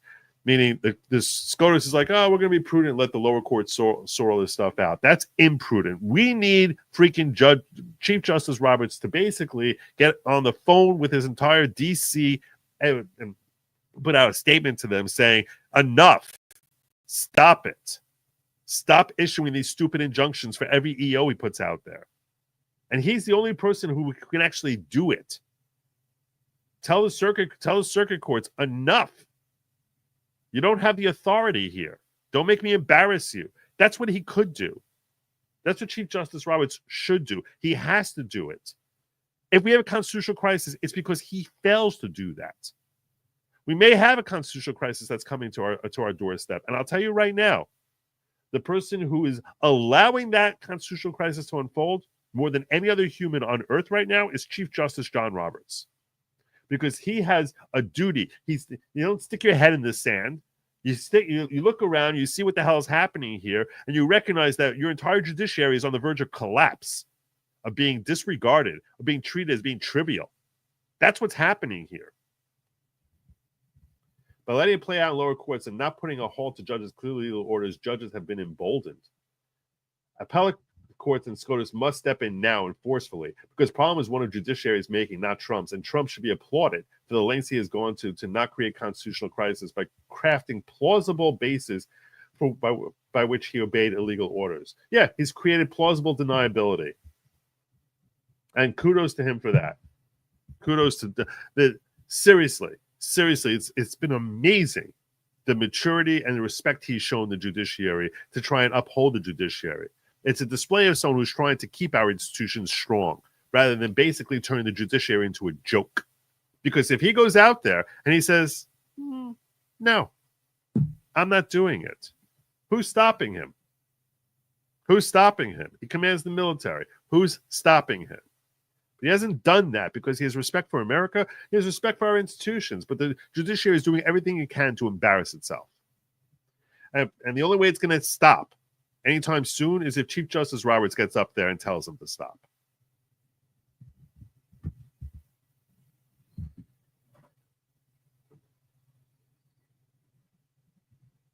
Thank you. Wait, Kelly, you became dirty old lady Kelly? What happened? What happened? Was there an incident? Was there an incident, Kelly? This was not dirty old lady Kelly until recently. Was there an incident? I want to know. We all love No Tie Branco. Will you consider an unfiltered Lawgic show on occasion? Always enjoy your views, Joe. I don't know what you mean by unfiltered. It depends on what you mean by unfiltered. My mouth always maintains a filter. That's a religious thing. Trust me, when I'm ranting, sometimes you'll see me pause and my brain is going through like 30 different terms that I want to throw out. And most of them are leading with expletives. But because of religious reasons, I don't. But as far as unfiltered logic, and my guests, I always say, you can say whatever you want. So I'm not sure how more unfiltered I can be. I think the poll is a scam. I think it's all. If you ask me, the whole thing's a scam.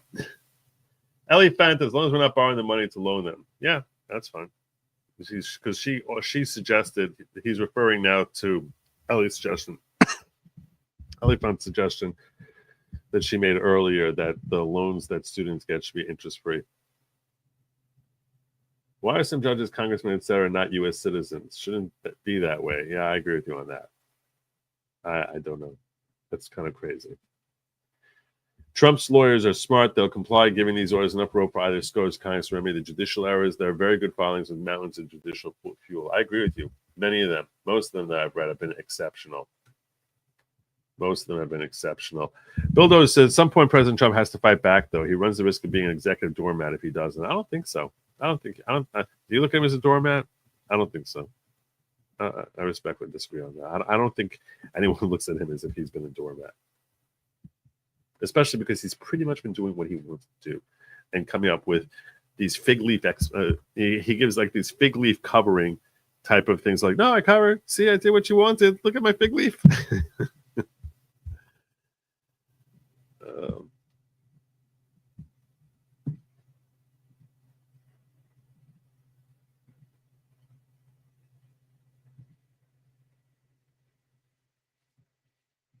Let's start talking about the Tesla situation because I haven't covered that yet.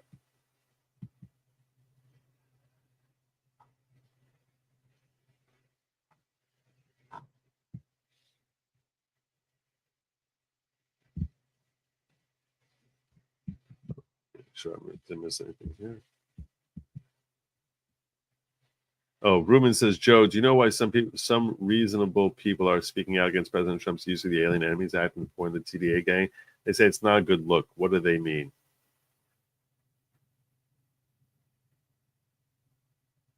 What do they mean? I think what they mean is, I think they're trying to say it looks like you're trying to stretch and find new inventive ways to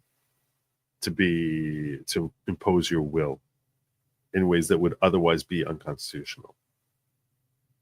So I think they're saying it looks tyrannical. This is a messy situation that he's trying to clean up.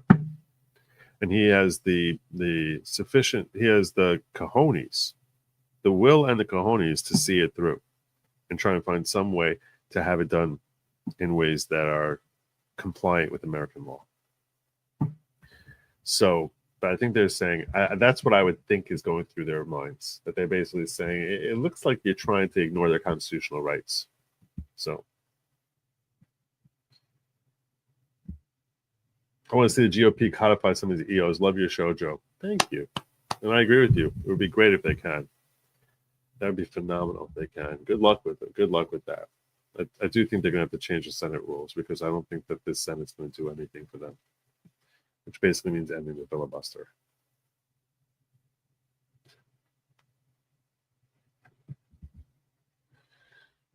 Let's get into, one more. I had a headache yesterday from the goings on and wanted to go to war with judges. Margaret Cleveland Post was what I needed to reset to a better place. Yeah, she did great. She did really great. She did really, really great. Look at this. Look at this nonsense.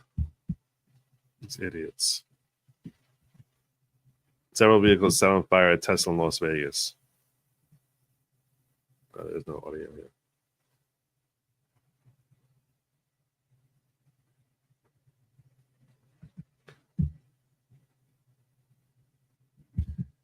How do the leaders of the left respond to this? How do the leaders of the left respond to this? To these one incident of another of Teslas being damaged or destroyed in ways that are potentially dangerous, because obviously if a car is exploding, people around it could get hurt. But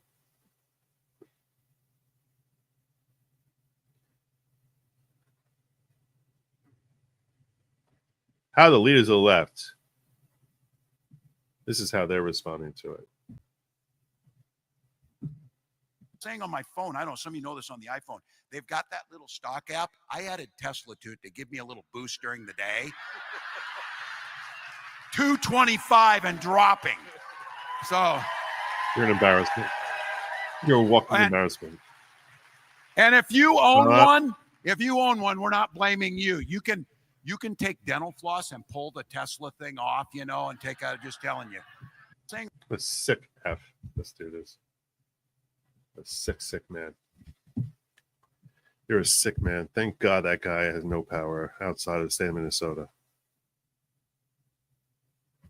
Rick Wilson, who is part of the Project Lincoln group, that's full. It's meant for. It's basically. I think their tagline is, "If you have full-blown TDS, we're your guys." It was started by 4 guys, including Rick Wilson. 1 or 2 of them basically were indicted at the very least. I don't know if they were convicted, but indicted for improperly touching boys, which surprised exactly 0 people.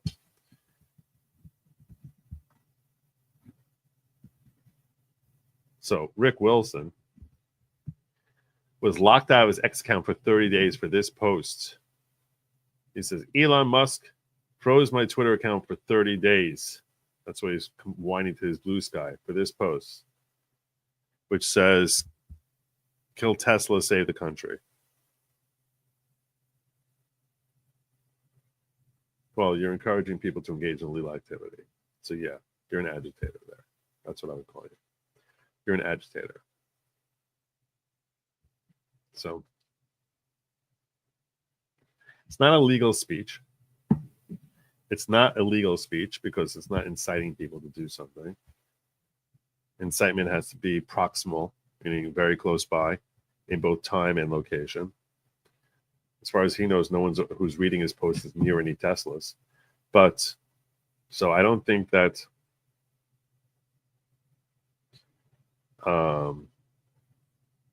yeah. So he's got his he got suspended, which I think is the right call. And if the left complains about it, you can say build your own Twitter. Build your own X. Build your own X. Frankly, I think agitation is almost removed for that. Yeah, I get that. Amused reporting Rick Wilson explicitly calling Americans to kill, save the country, urging direct attacks against the company, explained Tesla's Elon's weak spot. He portrays Tesla as a bank for fascists. It's a bank for fascists. It's like Switzerland all over again. And a goose-stepping hedge fund, financing Musk's ambition to seize control of U.S. government, amass $1 trillion fortune, and crown himself Emperor of Mars. This isn't a political hyperbole. It's a full-throated call to cripple a private enterprise under the guise of combating authoritarianism. Yeah, the irony is, of course, lost on Wilson. You're sitting here directing people that they should be your little boot, your little brown shirts.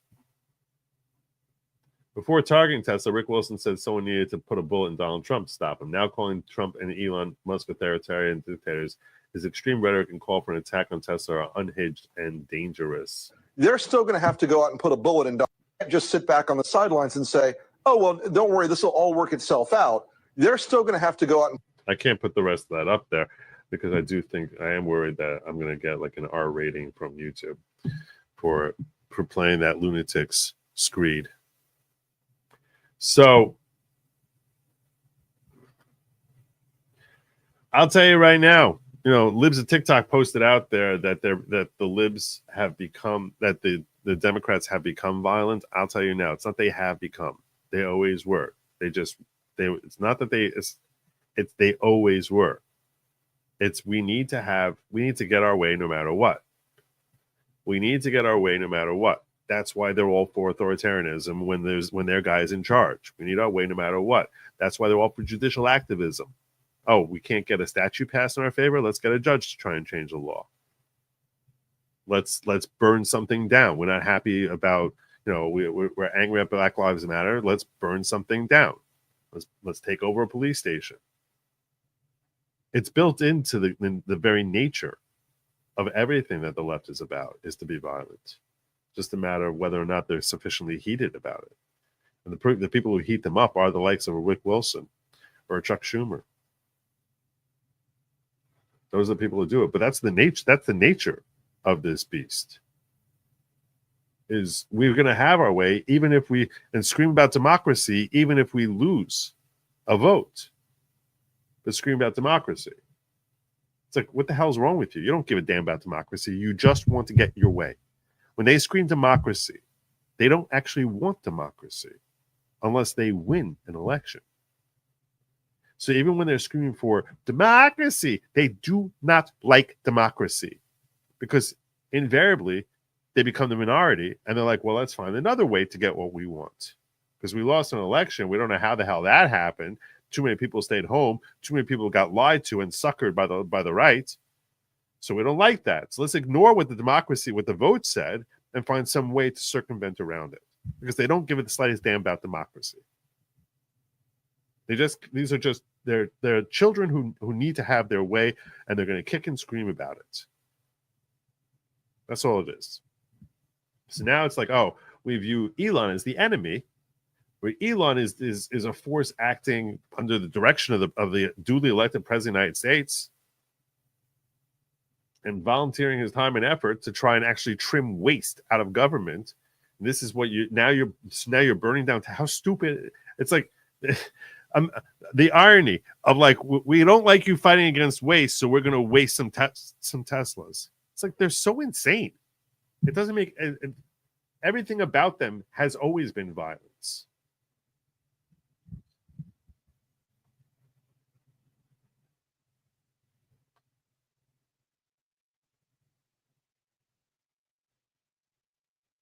It's hard to clean a pig pen without getting dirty. Yep, it is. The way presidents say F you to write articles of impeachment, lawfare entrapment. I agree with you on that. And that's part of the reason I think he's been so shrewd in withholding from doing that. Minnesota has Tesla stock still? They did. What's what Kimmy's saying. Wall State has a major stock in Tesla, so his state employees will be the ones hurting over this. So stupid. You incompetent boob. He's such an incompetent boob. I need to look that up. I'm going to ask Grok about that.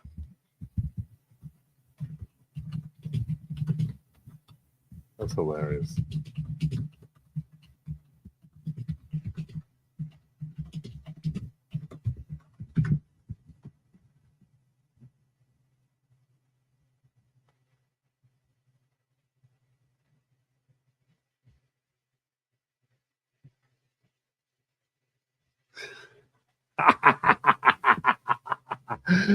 Does the state of Minnesota have stock in Tesla? Yes, the state of Minnesota does have investments in Tesla stock.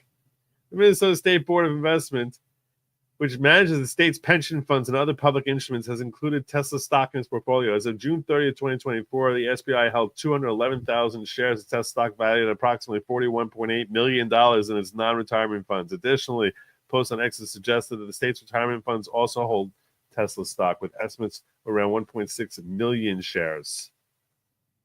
Those specific update figures for the retirement funds are not readily available in the provided data. This indicates Tesla stock is a part of Minnesota's broader investment strategy, though the exact current holdings may have shifted since the last reported date. He's so stupid. He's so stupid. God.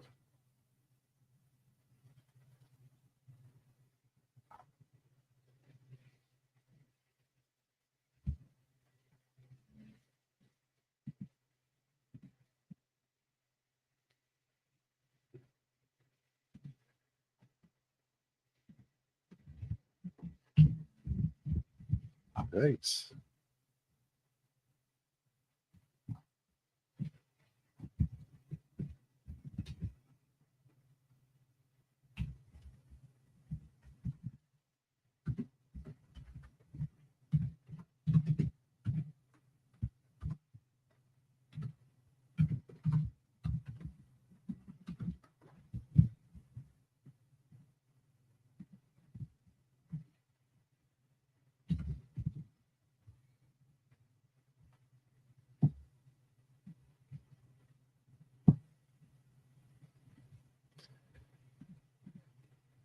There you go. They did. They endorsed Summer of Love 2020 retirement plan for civil servants to invest in Tesla in the portfolio. No balls walls is stupid. He is indeed. AOC is the leading Democrat and also 12-1 to win the Kentucky Derby.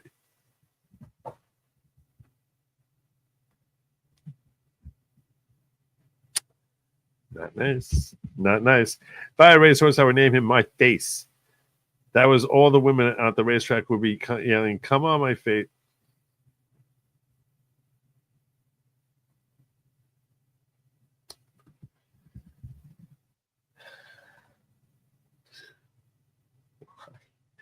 Why? Why? What did I do to you? What did I do to you? Harry Hageman interview has a statement about a Democrat federal judge blocking Republican poll watchers since the 80s, ended in 2020. Thank you. And I remember for 6 months. Good job, Echo to Papa 2. Stop giving up ground against these communities. We live in a constitutional republic, and the repeated usage of democracy has been exploited to undermine and subvert this free nation. I struggle. You know that I know it's not a democracy. You know I know that. I don't need that. I'm not giving up any. I've never given up any ground. My point is that they don't even believe the crap that they're saying. Even they don't believe their own crap because they don't like having democracy. I've said constitutional republic a billion times. And now understand why Octavian was able to seize power. He ended the civil wars and brought peace. Well, there you go. There you go, son of Julius. All right.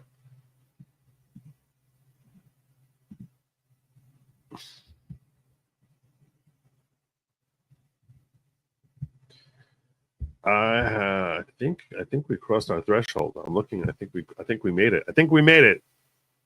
Let's see. Let's count. 1, 2, 3, 4, 5, 6, 7, 8, 9, 10, 11, 12. Oh yeah. Oh yeah. This was the 15th one. We even had a few since then. God bless you guys. You guys did good. That means I'm gonna have to explain the whole racist thing. Racist. Racist. Extra show topic tonight. Good job, you guys. Good job. Well done. Well done indeed. You all did it. It was a group effort.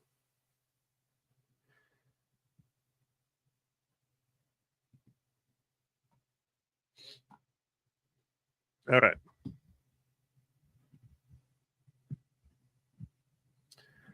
Donald Trump posted this out. Just completed a very good telephone call. President Zelensky of Ukraine lasted approximately 1 hour. Much of the discussion was based on the call made yesterday with President Putin in order to align both Russia and Ukraine in terms of their requests and needs. We are very much on track, and I will ask Secretary of State Marco Rubio and National Security Advisor Michael Waltz to give an accurate description of the points discussed. That statement will be put out shortly. Shortly. Is there a statement? Did the statement come?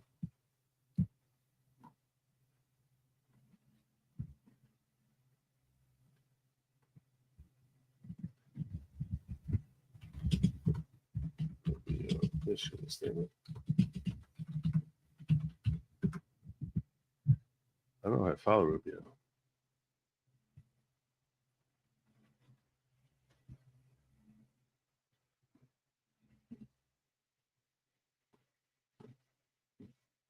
Brock doesn't think he did. Let's search Rubio. Marco Rubio. Little Marco. Do a quick search through him. He doesn't post very much, I don't think. Should I follow Marco Rubio? Should I? It's not like he follows me.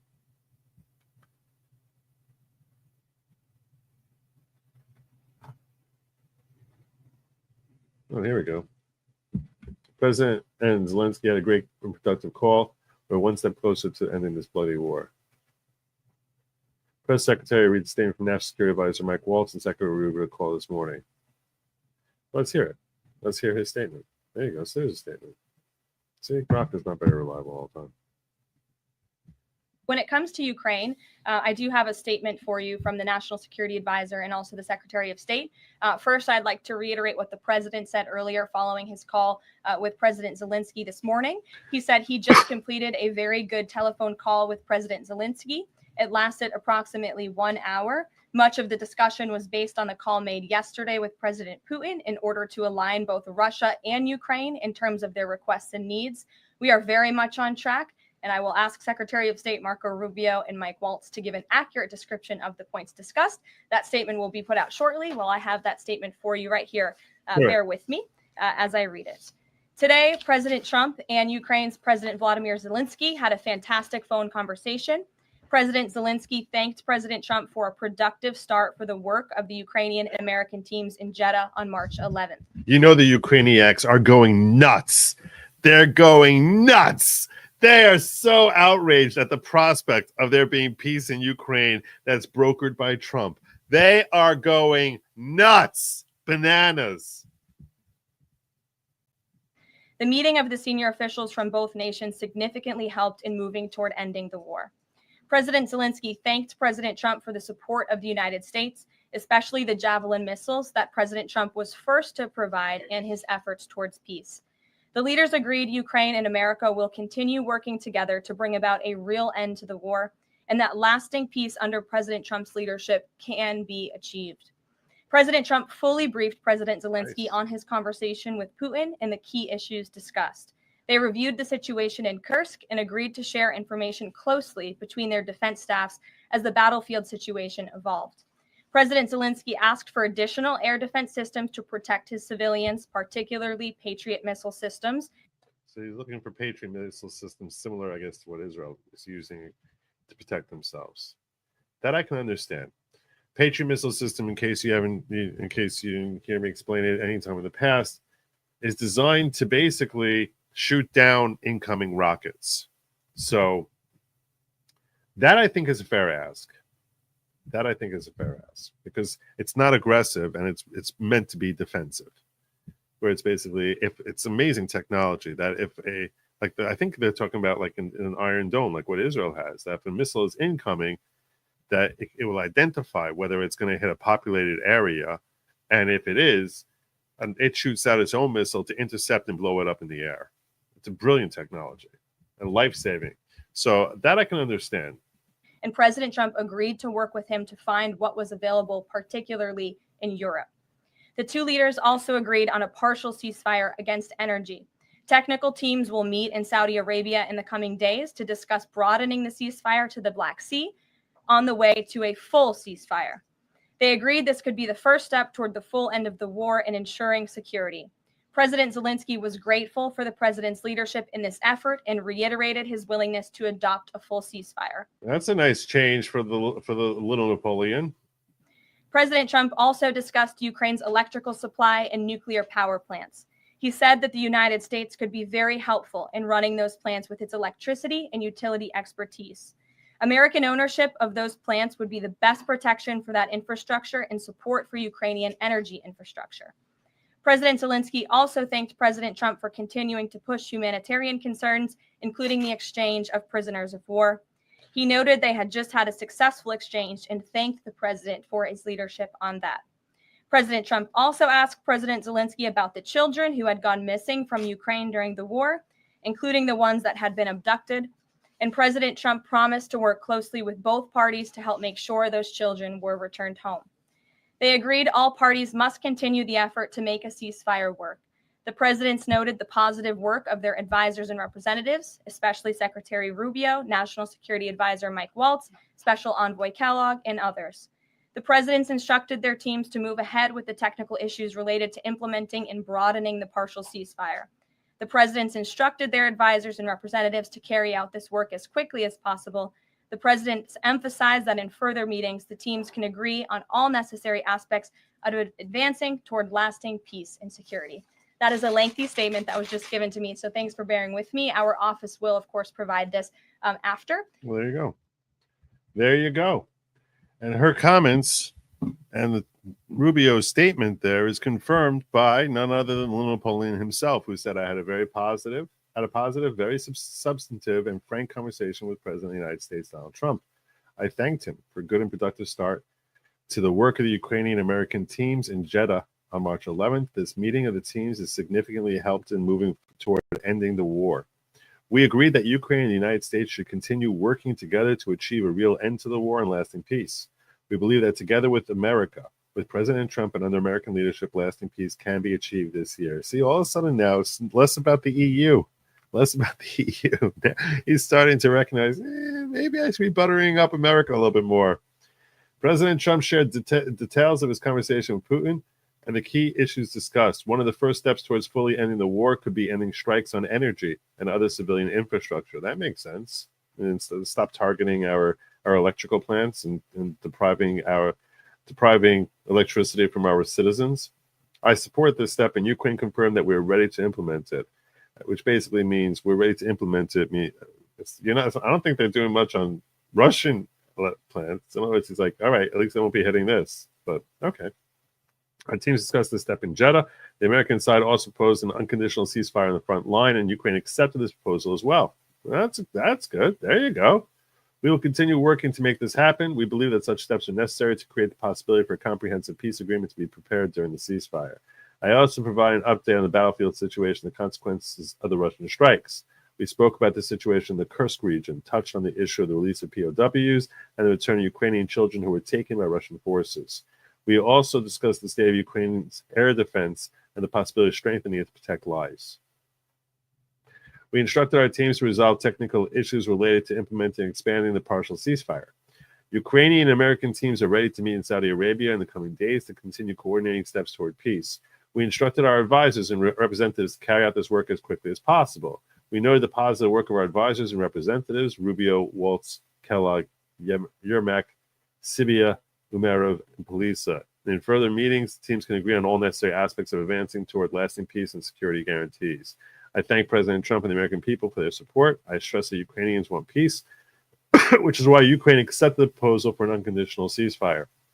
I highlighted the importance of President Trump's concept of peace through strength. Yeah, well, that you're going to struggle with a little bit more. We agreed to maintain constant contact, including at the highest level and through our teams. So there you go. And there it is in Ukrainian. What do you say if you're a Ukrainiac now? Oh, Trump's doing nothing. Oh, he's doing nothing. Oh, you can't trust Putin. Well, Zelensky thinks that you're going to have peace within a year. By the end of the year, he thinks they're going to have peace. What do you say to that, Ukrainiacs? What do you say to that? Oh, I hope he brings peace there. I really do. I really do. First and foremost for the poor Ukrainians. Secondly, for the poor Russians who are being sent to the front. But right after that,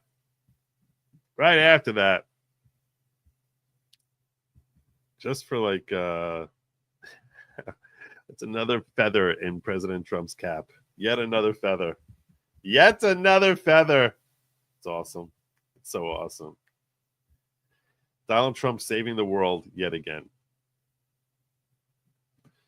You couldn't help it when you gave me that your whole my face joke. Your whole my face joke. Chat loves the racism.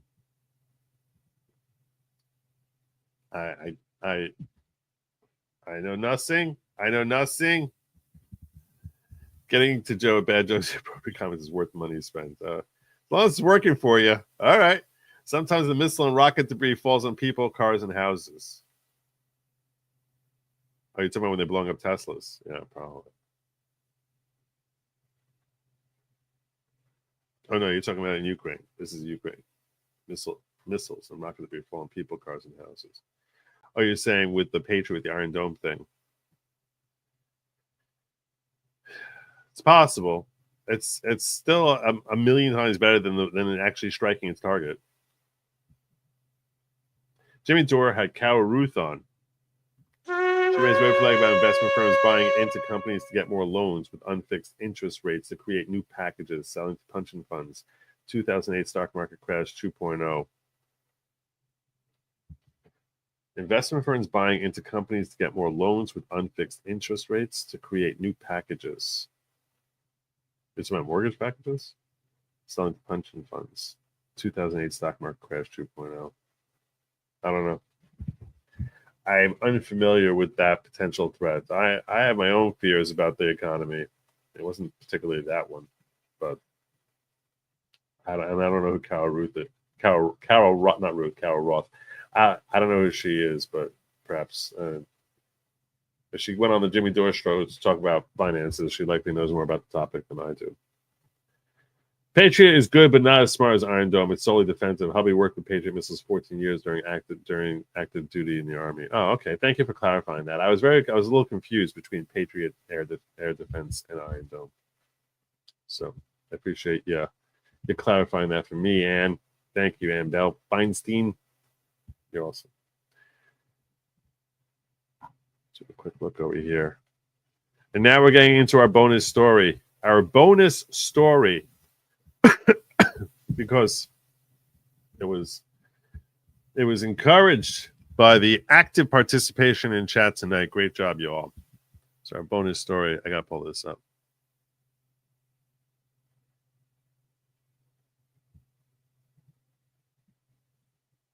Give me a moment. I didn't think we were gonna make it. I didn't have this queued up.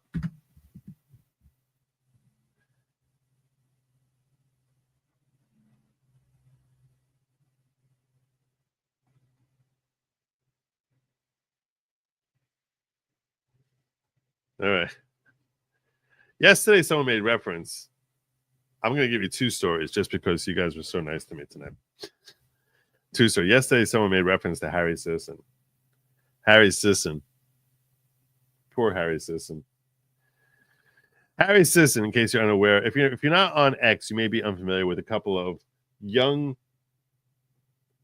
early to mid 20 white kids who are all about promoting the DNC and everything is going to go great for the Democrats and Trump is terrible and yay, we're funding Ukraine and all that other stuff. So there's a bunch of them. The two most famous ones are the most famous one is probably Harry Sisson. The second one is Chris Mowry. Two of them are, and they're all friends with each other. Like they hang out, make videos together and stuff like that. Like there's some sort of, I guess, some sort of pop band that doesn't make any music. The only music they're making is crap propaganda. All sorts of claims that they are funded by the DNC, which is almost certainly true.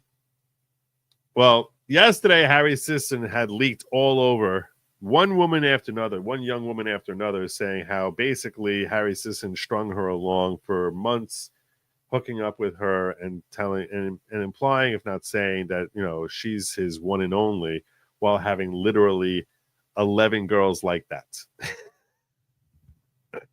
Not exactly the advocate for women, women's empowerment, and sharing private images and videos and stuff, and all of them having this very strong interpersonal relationship with him, each of them thinking they were his one and only while he basically was a dog.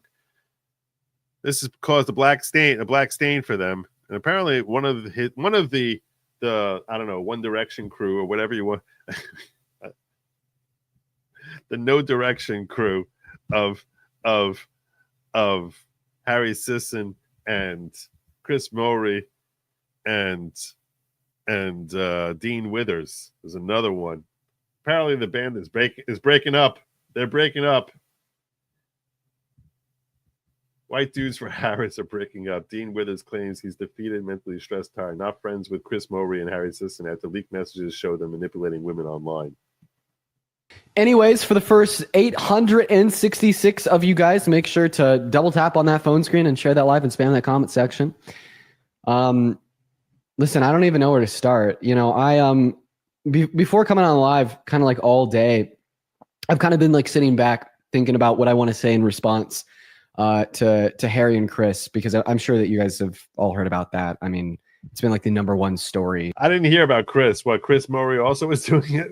I'm not surprised. On Twitter for the last 30 hours straight. A couple news sources even picked it up. And I've been so mentally distressed for like the last day or two. And like even just the term mentally distressed, I don't even think correctly represents, the journey to hell and back, just, fighting through so many different dynamics, etc. And I think what I want to leave you guys with is I'm not friends with Chris and Harry.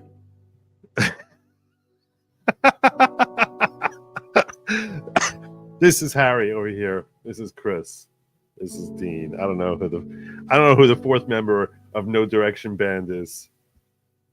Honestly, you look at them and you're like, I'm surprised it's women, not other boys. That's what I was surprised about. But let's hear the rest of his sad tale.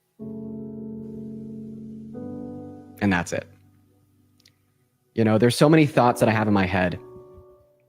So many thoughts. So many thoughts. And I don't think right now I'm even in a place where I can adequately give you guys those thoughts in a way that makes sense. So I think for right now, I'm just going to leave it at that. I'm not friends with Chris and Harry.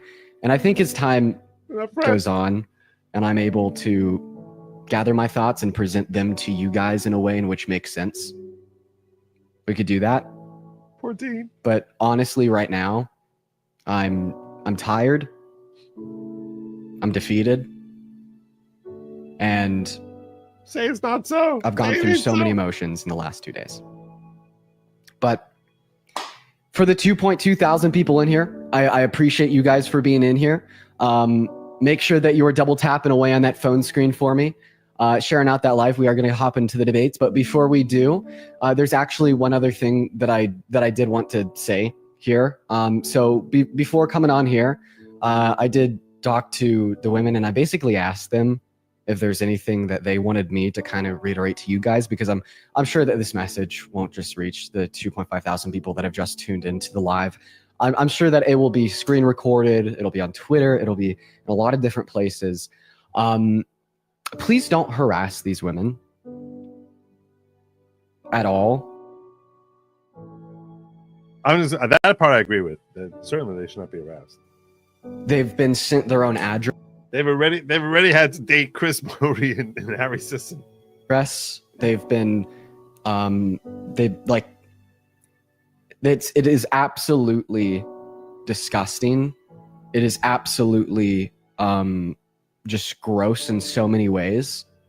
And that is what they wanted me to tell you. Don't harass these women. Don't send them their own addresses. And if you claim to be like a fan of mine and you're doing that shit, just know that you're not a fan of mine. I just think that's so deplorable. But well, there you go. I agree with him on the last part of that statement for sure. No one should be arresting any of these young women who were unfortunately suckered by a couple of shysters.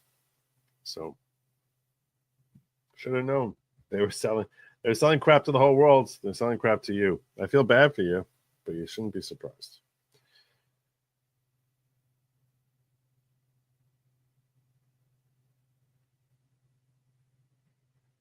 People who swim are what? People who win are what? People who nag are what? That one just...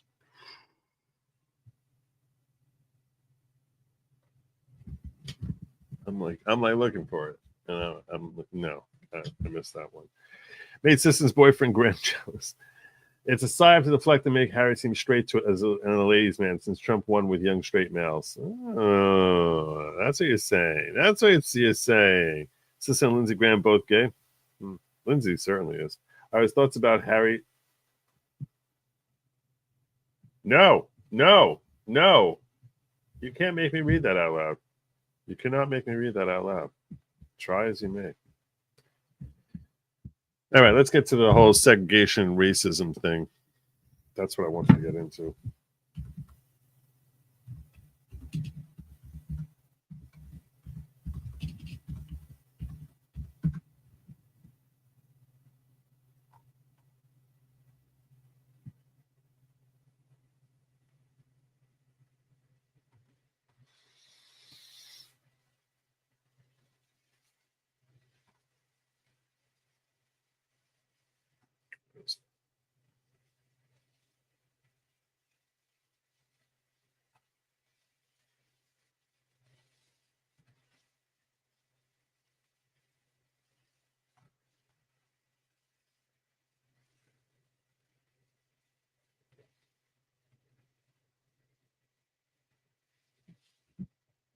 All right.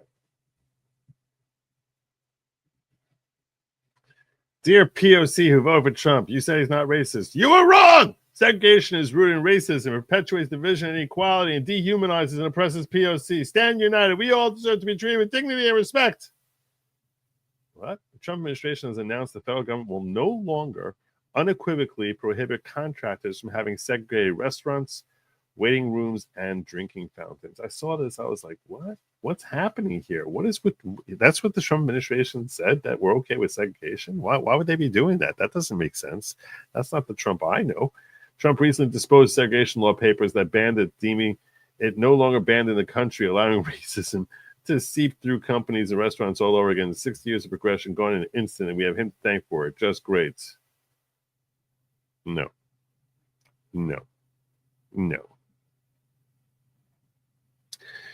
F Trump, F Musk, and F every company they own, including X. I will not back on this app, and everyone needs to get off it. Segregation is not acceptable. F your racism, F your fascism.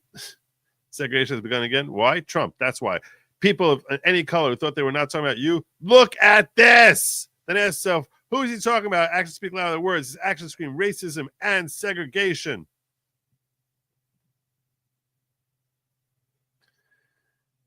The article that Christopher Webb, the liar in chief, helps perpetuate here. Segregated facilities are no longer explicitly banned in federal contracts. Really? Okay. Really? This is the party that told us that they need to be segregated.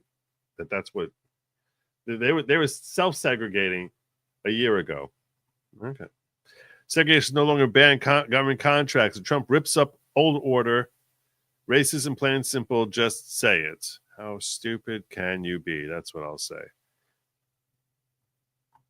So they're all freaked out about Trump's purportedly racist EO ripping up a requirement that government contracts say you cannot have segregation. That's what they're all in a tizzy about. Donald Trump rolling back decades of racism. I was like, why would he do this? Why would he do that? This is not the Trump that I know. What are his thoughts? What's going through his mind? I don't understand it. What does that mean? Who's ghosting my live stream? Who's ghosting? Someone's ghosting?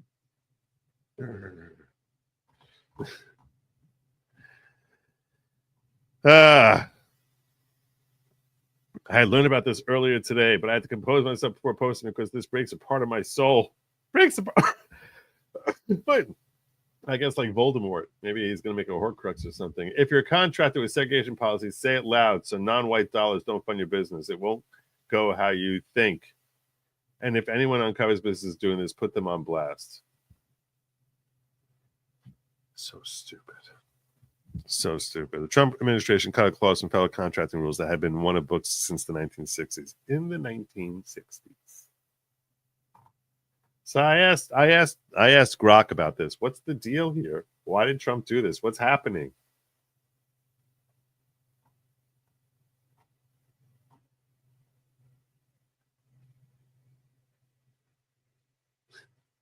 Something's trolling it. That's funny. Yeah, so in case you're confused about what the left is screaming about here, when they're screaming, racist, he wants to desegregate, he wants to resegregate. What's happening here? Why? Why would he be doing this? Then you sort of look below the he did remove a ban on segregation, technically, I guess. Technically. This is what I asked Grok this very question. Why would he do that? Why did Trump remove a ban on segregation? Based on available information, Donald Trump's administration does not explicitly remove a ban on segregation in the sense of legalizing segregation across the United States. Oh, he didn't? Segregation remains illegal under federal laws like the Civil Rights Act of 1964. However, a specific policy change has led to this perception, and it stems from actions taken in early 2025 during Trump's second term. In February 2025, the Trump administration, through the U.S. General Services Administration, issued a memo that removed a clause from federal contracting rules known as the Prohibition of Segregated Facilities. This clause, rooted in Executive Order 11246, signed by President Lyndon B. Johnson in 1965, required federal contractors to ensure their facilities, such as restrooms, waiting rooms, and drinking fountains, were not segregated based on race, color, religion, sex, sexual orientation, gender identity, or national origin. The removal of this clause was part of a broader executive order Trump signed to dismantle diversity, equity, and inclusion, DEI initiatives in the federal government and contracting processes, which he and his allies framed as eliminating discriminatory policies against certain groups, including white people and men. The stated rationale from the administration, as reflected in GSA statements and the White House messaging, was to reduce unnecessary burdens on businesses and align with Trump's campaign promise to end DEI programs, which he argued promoted reverse discrimination. For example, a GSA spokesperson noted that existing federal and state laws, like the Civil Rights Act, still prohibit segregation. You're not allowed to have a segregation in your company. That's not what's happening here. Segregation is still every bit as illegal as it was in 1965. Noted that existing federal and state laws, like the Civil Rights Act, still prohibit segregation, suggesting the clause was redundant. There's no point to it. And all it's doing is promoting DEI. Some speculate the change also tied to reversing Obama-era expansion of the clause, i.e. adding gender identity protections via executive order, which Trump rescinded. Critics include civil rights advocates, argue that this move was symbolic yet significant. There's no such thing as symbolic being significant. Just stop with that. Signaling a rollback of federal commitment to enforcement of non-discrimination. Just stop it. No one is segregating. No one's cool with racism. They're so all about whining. They don't believe any of the crap they say. It's all political messaging. And they try to trigger people who don't know better into being outraged. That's all this is. Legal experts like Melissa Murray from NYU have pointed out while segregation remains illegal, removing the explicit contractual requirement could weaken enforcement mechanisms. Potentially, how could it weaken it? People would be like, oh, since it's not there, now I can engage in segregation just because I don't need it in order to qualify for a contract with the government. So now I'm going to engage in segregation. It's so stupid. No, it could not. I'll tell you right now, Melissa, it could not have that effect. It's not possible. Draw me the scenario where that's possible to happen. Oh, we've been waiting to segregate our bathrooms. And we only didn't do it because we had a contract with the government. But now that it's not in the contract with the government, finally we can segregate our bathrooms again. That's you're Melissa, you're retarded. Okay? There's zero chance it can have any impact on any enforcement compliance whatsoever. Zero. Potentially emboldening discriminatory practices by contractors who no longer face this specific obligation. No, what about having your business shut down? What about that little potential stick? The timing shortly after Trump took office on January 20, 2025 aligns with his broader agenda to undo policies from previous administrations, particularly those associated with Johnson and Obama. Idiots. In short, Trump didn't remove a nationwide ban on segregation, which would require altering foundational laws like the Civil Rights Act, something beyond an executive order's scope. Instead, he eliminated a specific federal contracting role aimed at preventing segregated facilities driven by his administration's anti-DEI stance, with the practical effects still debated as of March 19, 2025. This may be the best answer I've ever gotten from Grok to any question I've ever asked. So I'm glad we made it. I'm glad we hit our threshold.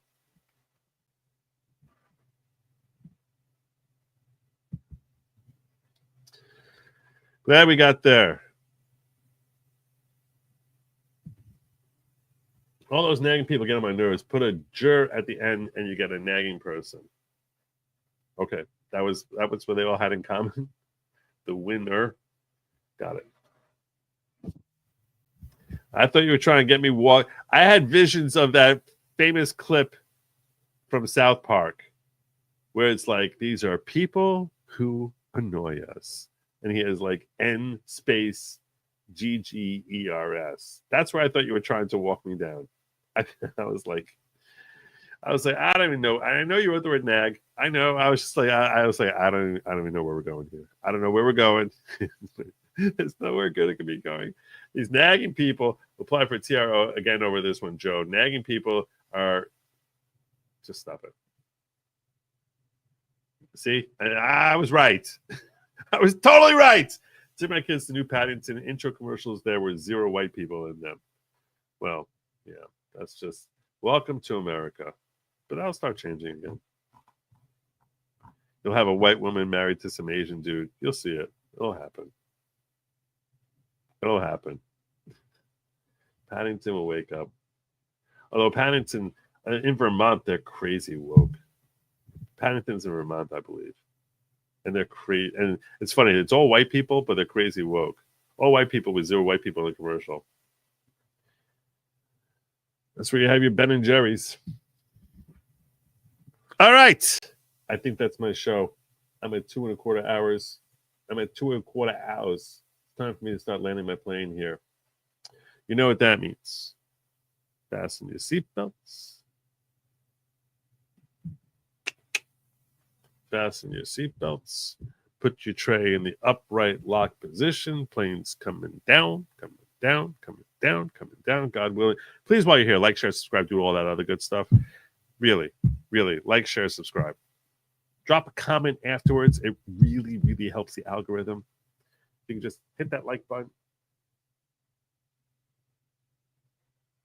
I'll even give you like a little cartoon for it. Well, I'm going to leave this running the rest of the time. I can get rid of my banner. But ding. All right. If you have like this delicious looking steak that's in front of you and you can feel it smell in the air, then you find out it's lab meat. I'm telling you now, it's not for you. Sometimes lab meat, it looks like it's meat, and your first thought when you first see it is, oh wow, look at that. And then it turns around and you're just like, ooh, see the beard there? That's lab meat. It's not meant for you. It's for they them. It's for they them. And also, no matter how they dress it up or spice it, one thing you already know, you should know. You damn well, if you've been here for 10 minutes, you know. Do not ever, ever, ever, ever, ever, do not eat the bugs. See you tomorrow night. Good night. Godspeed.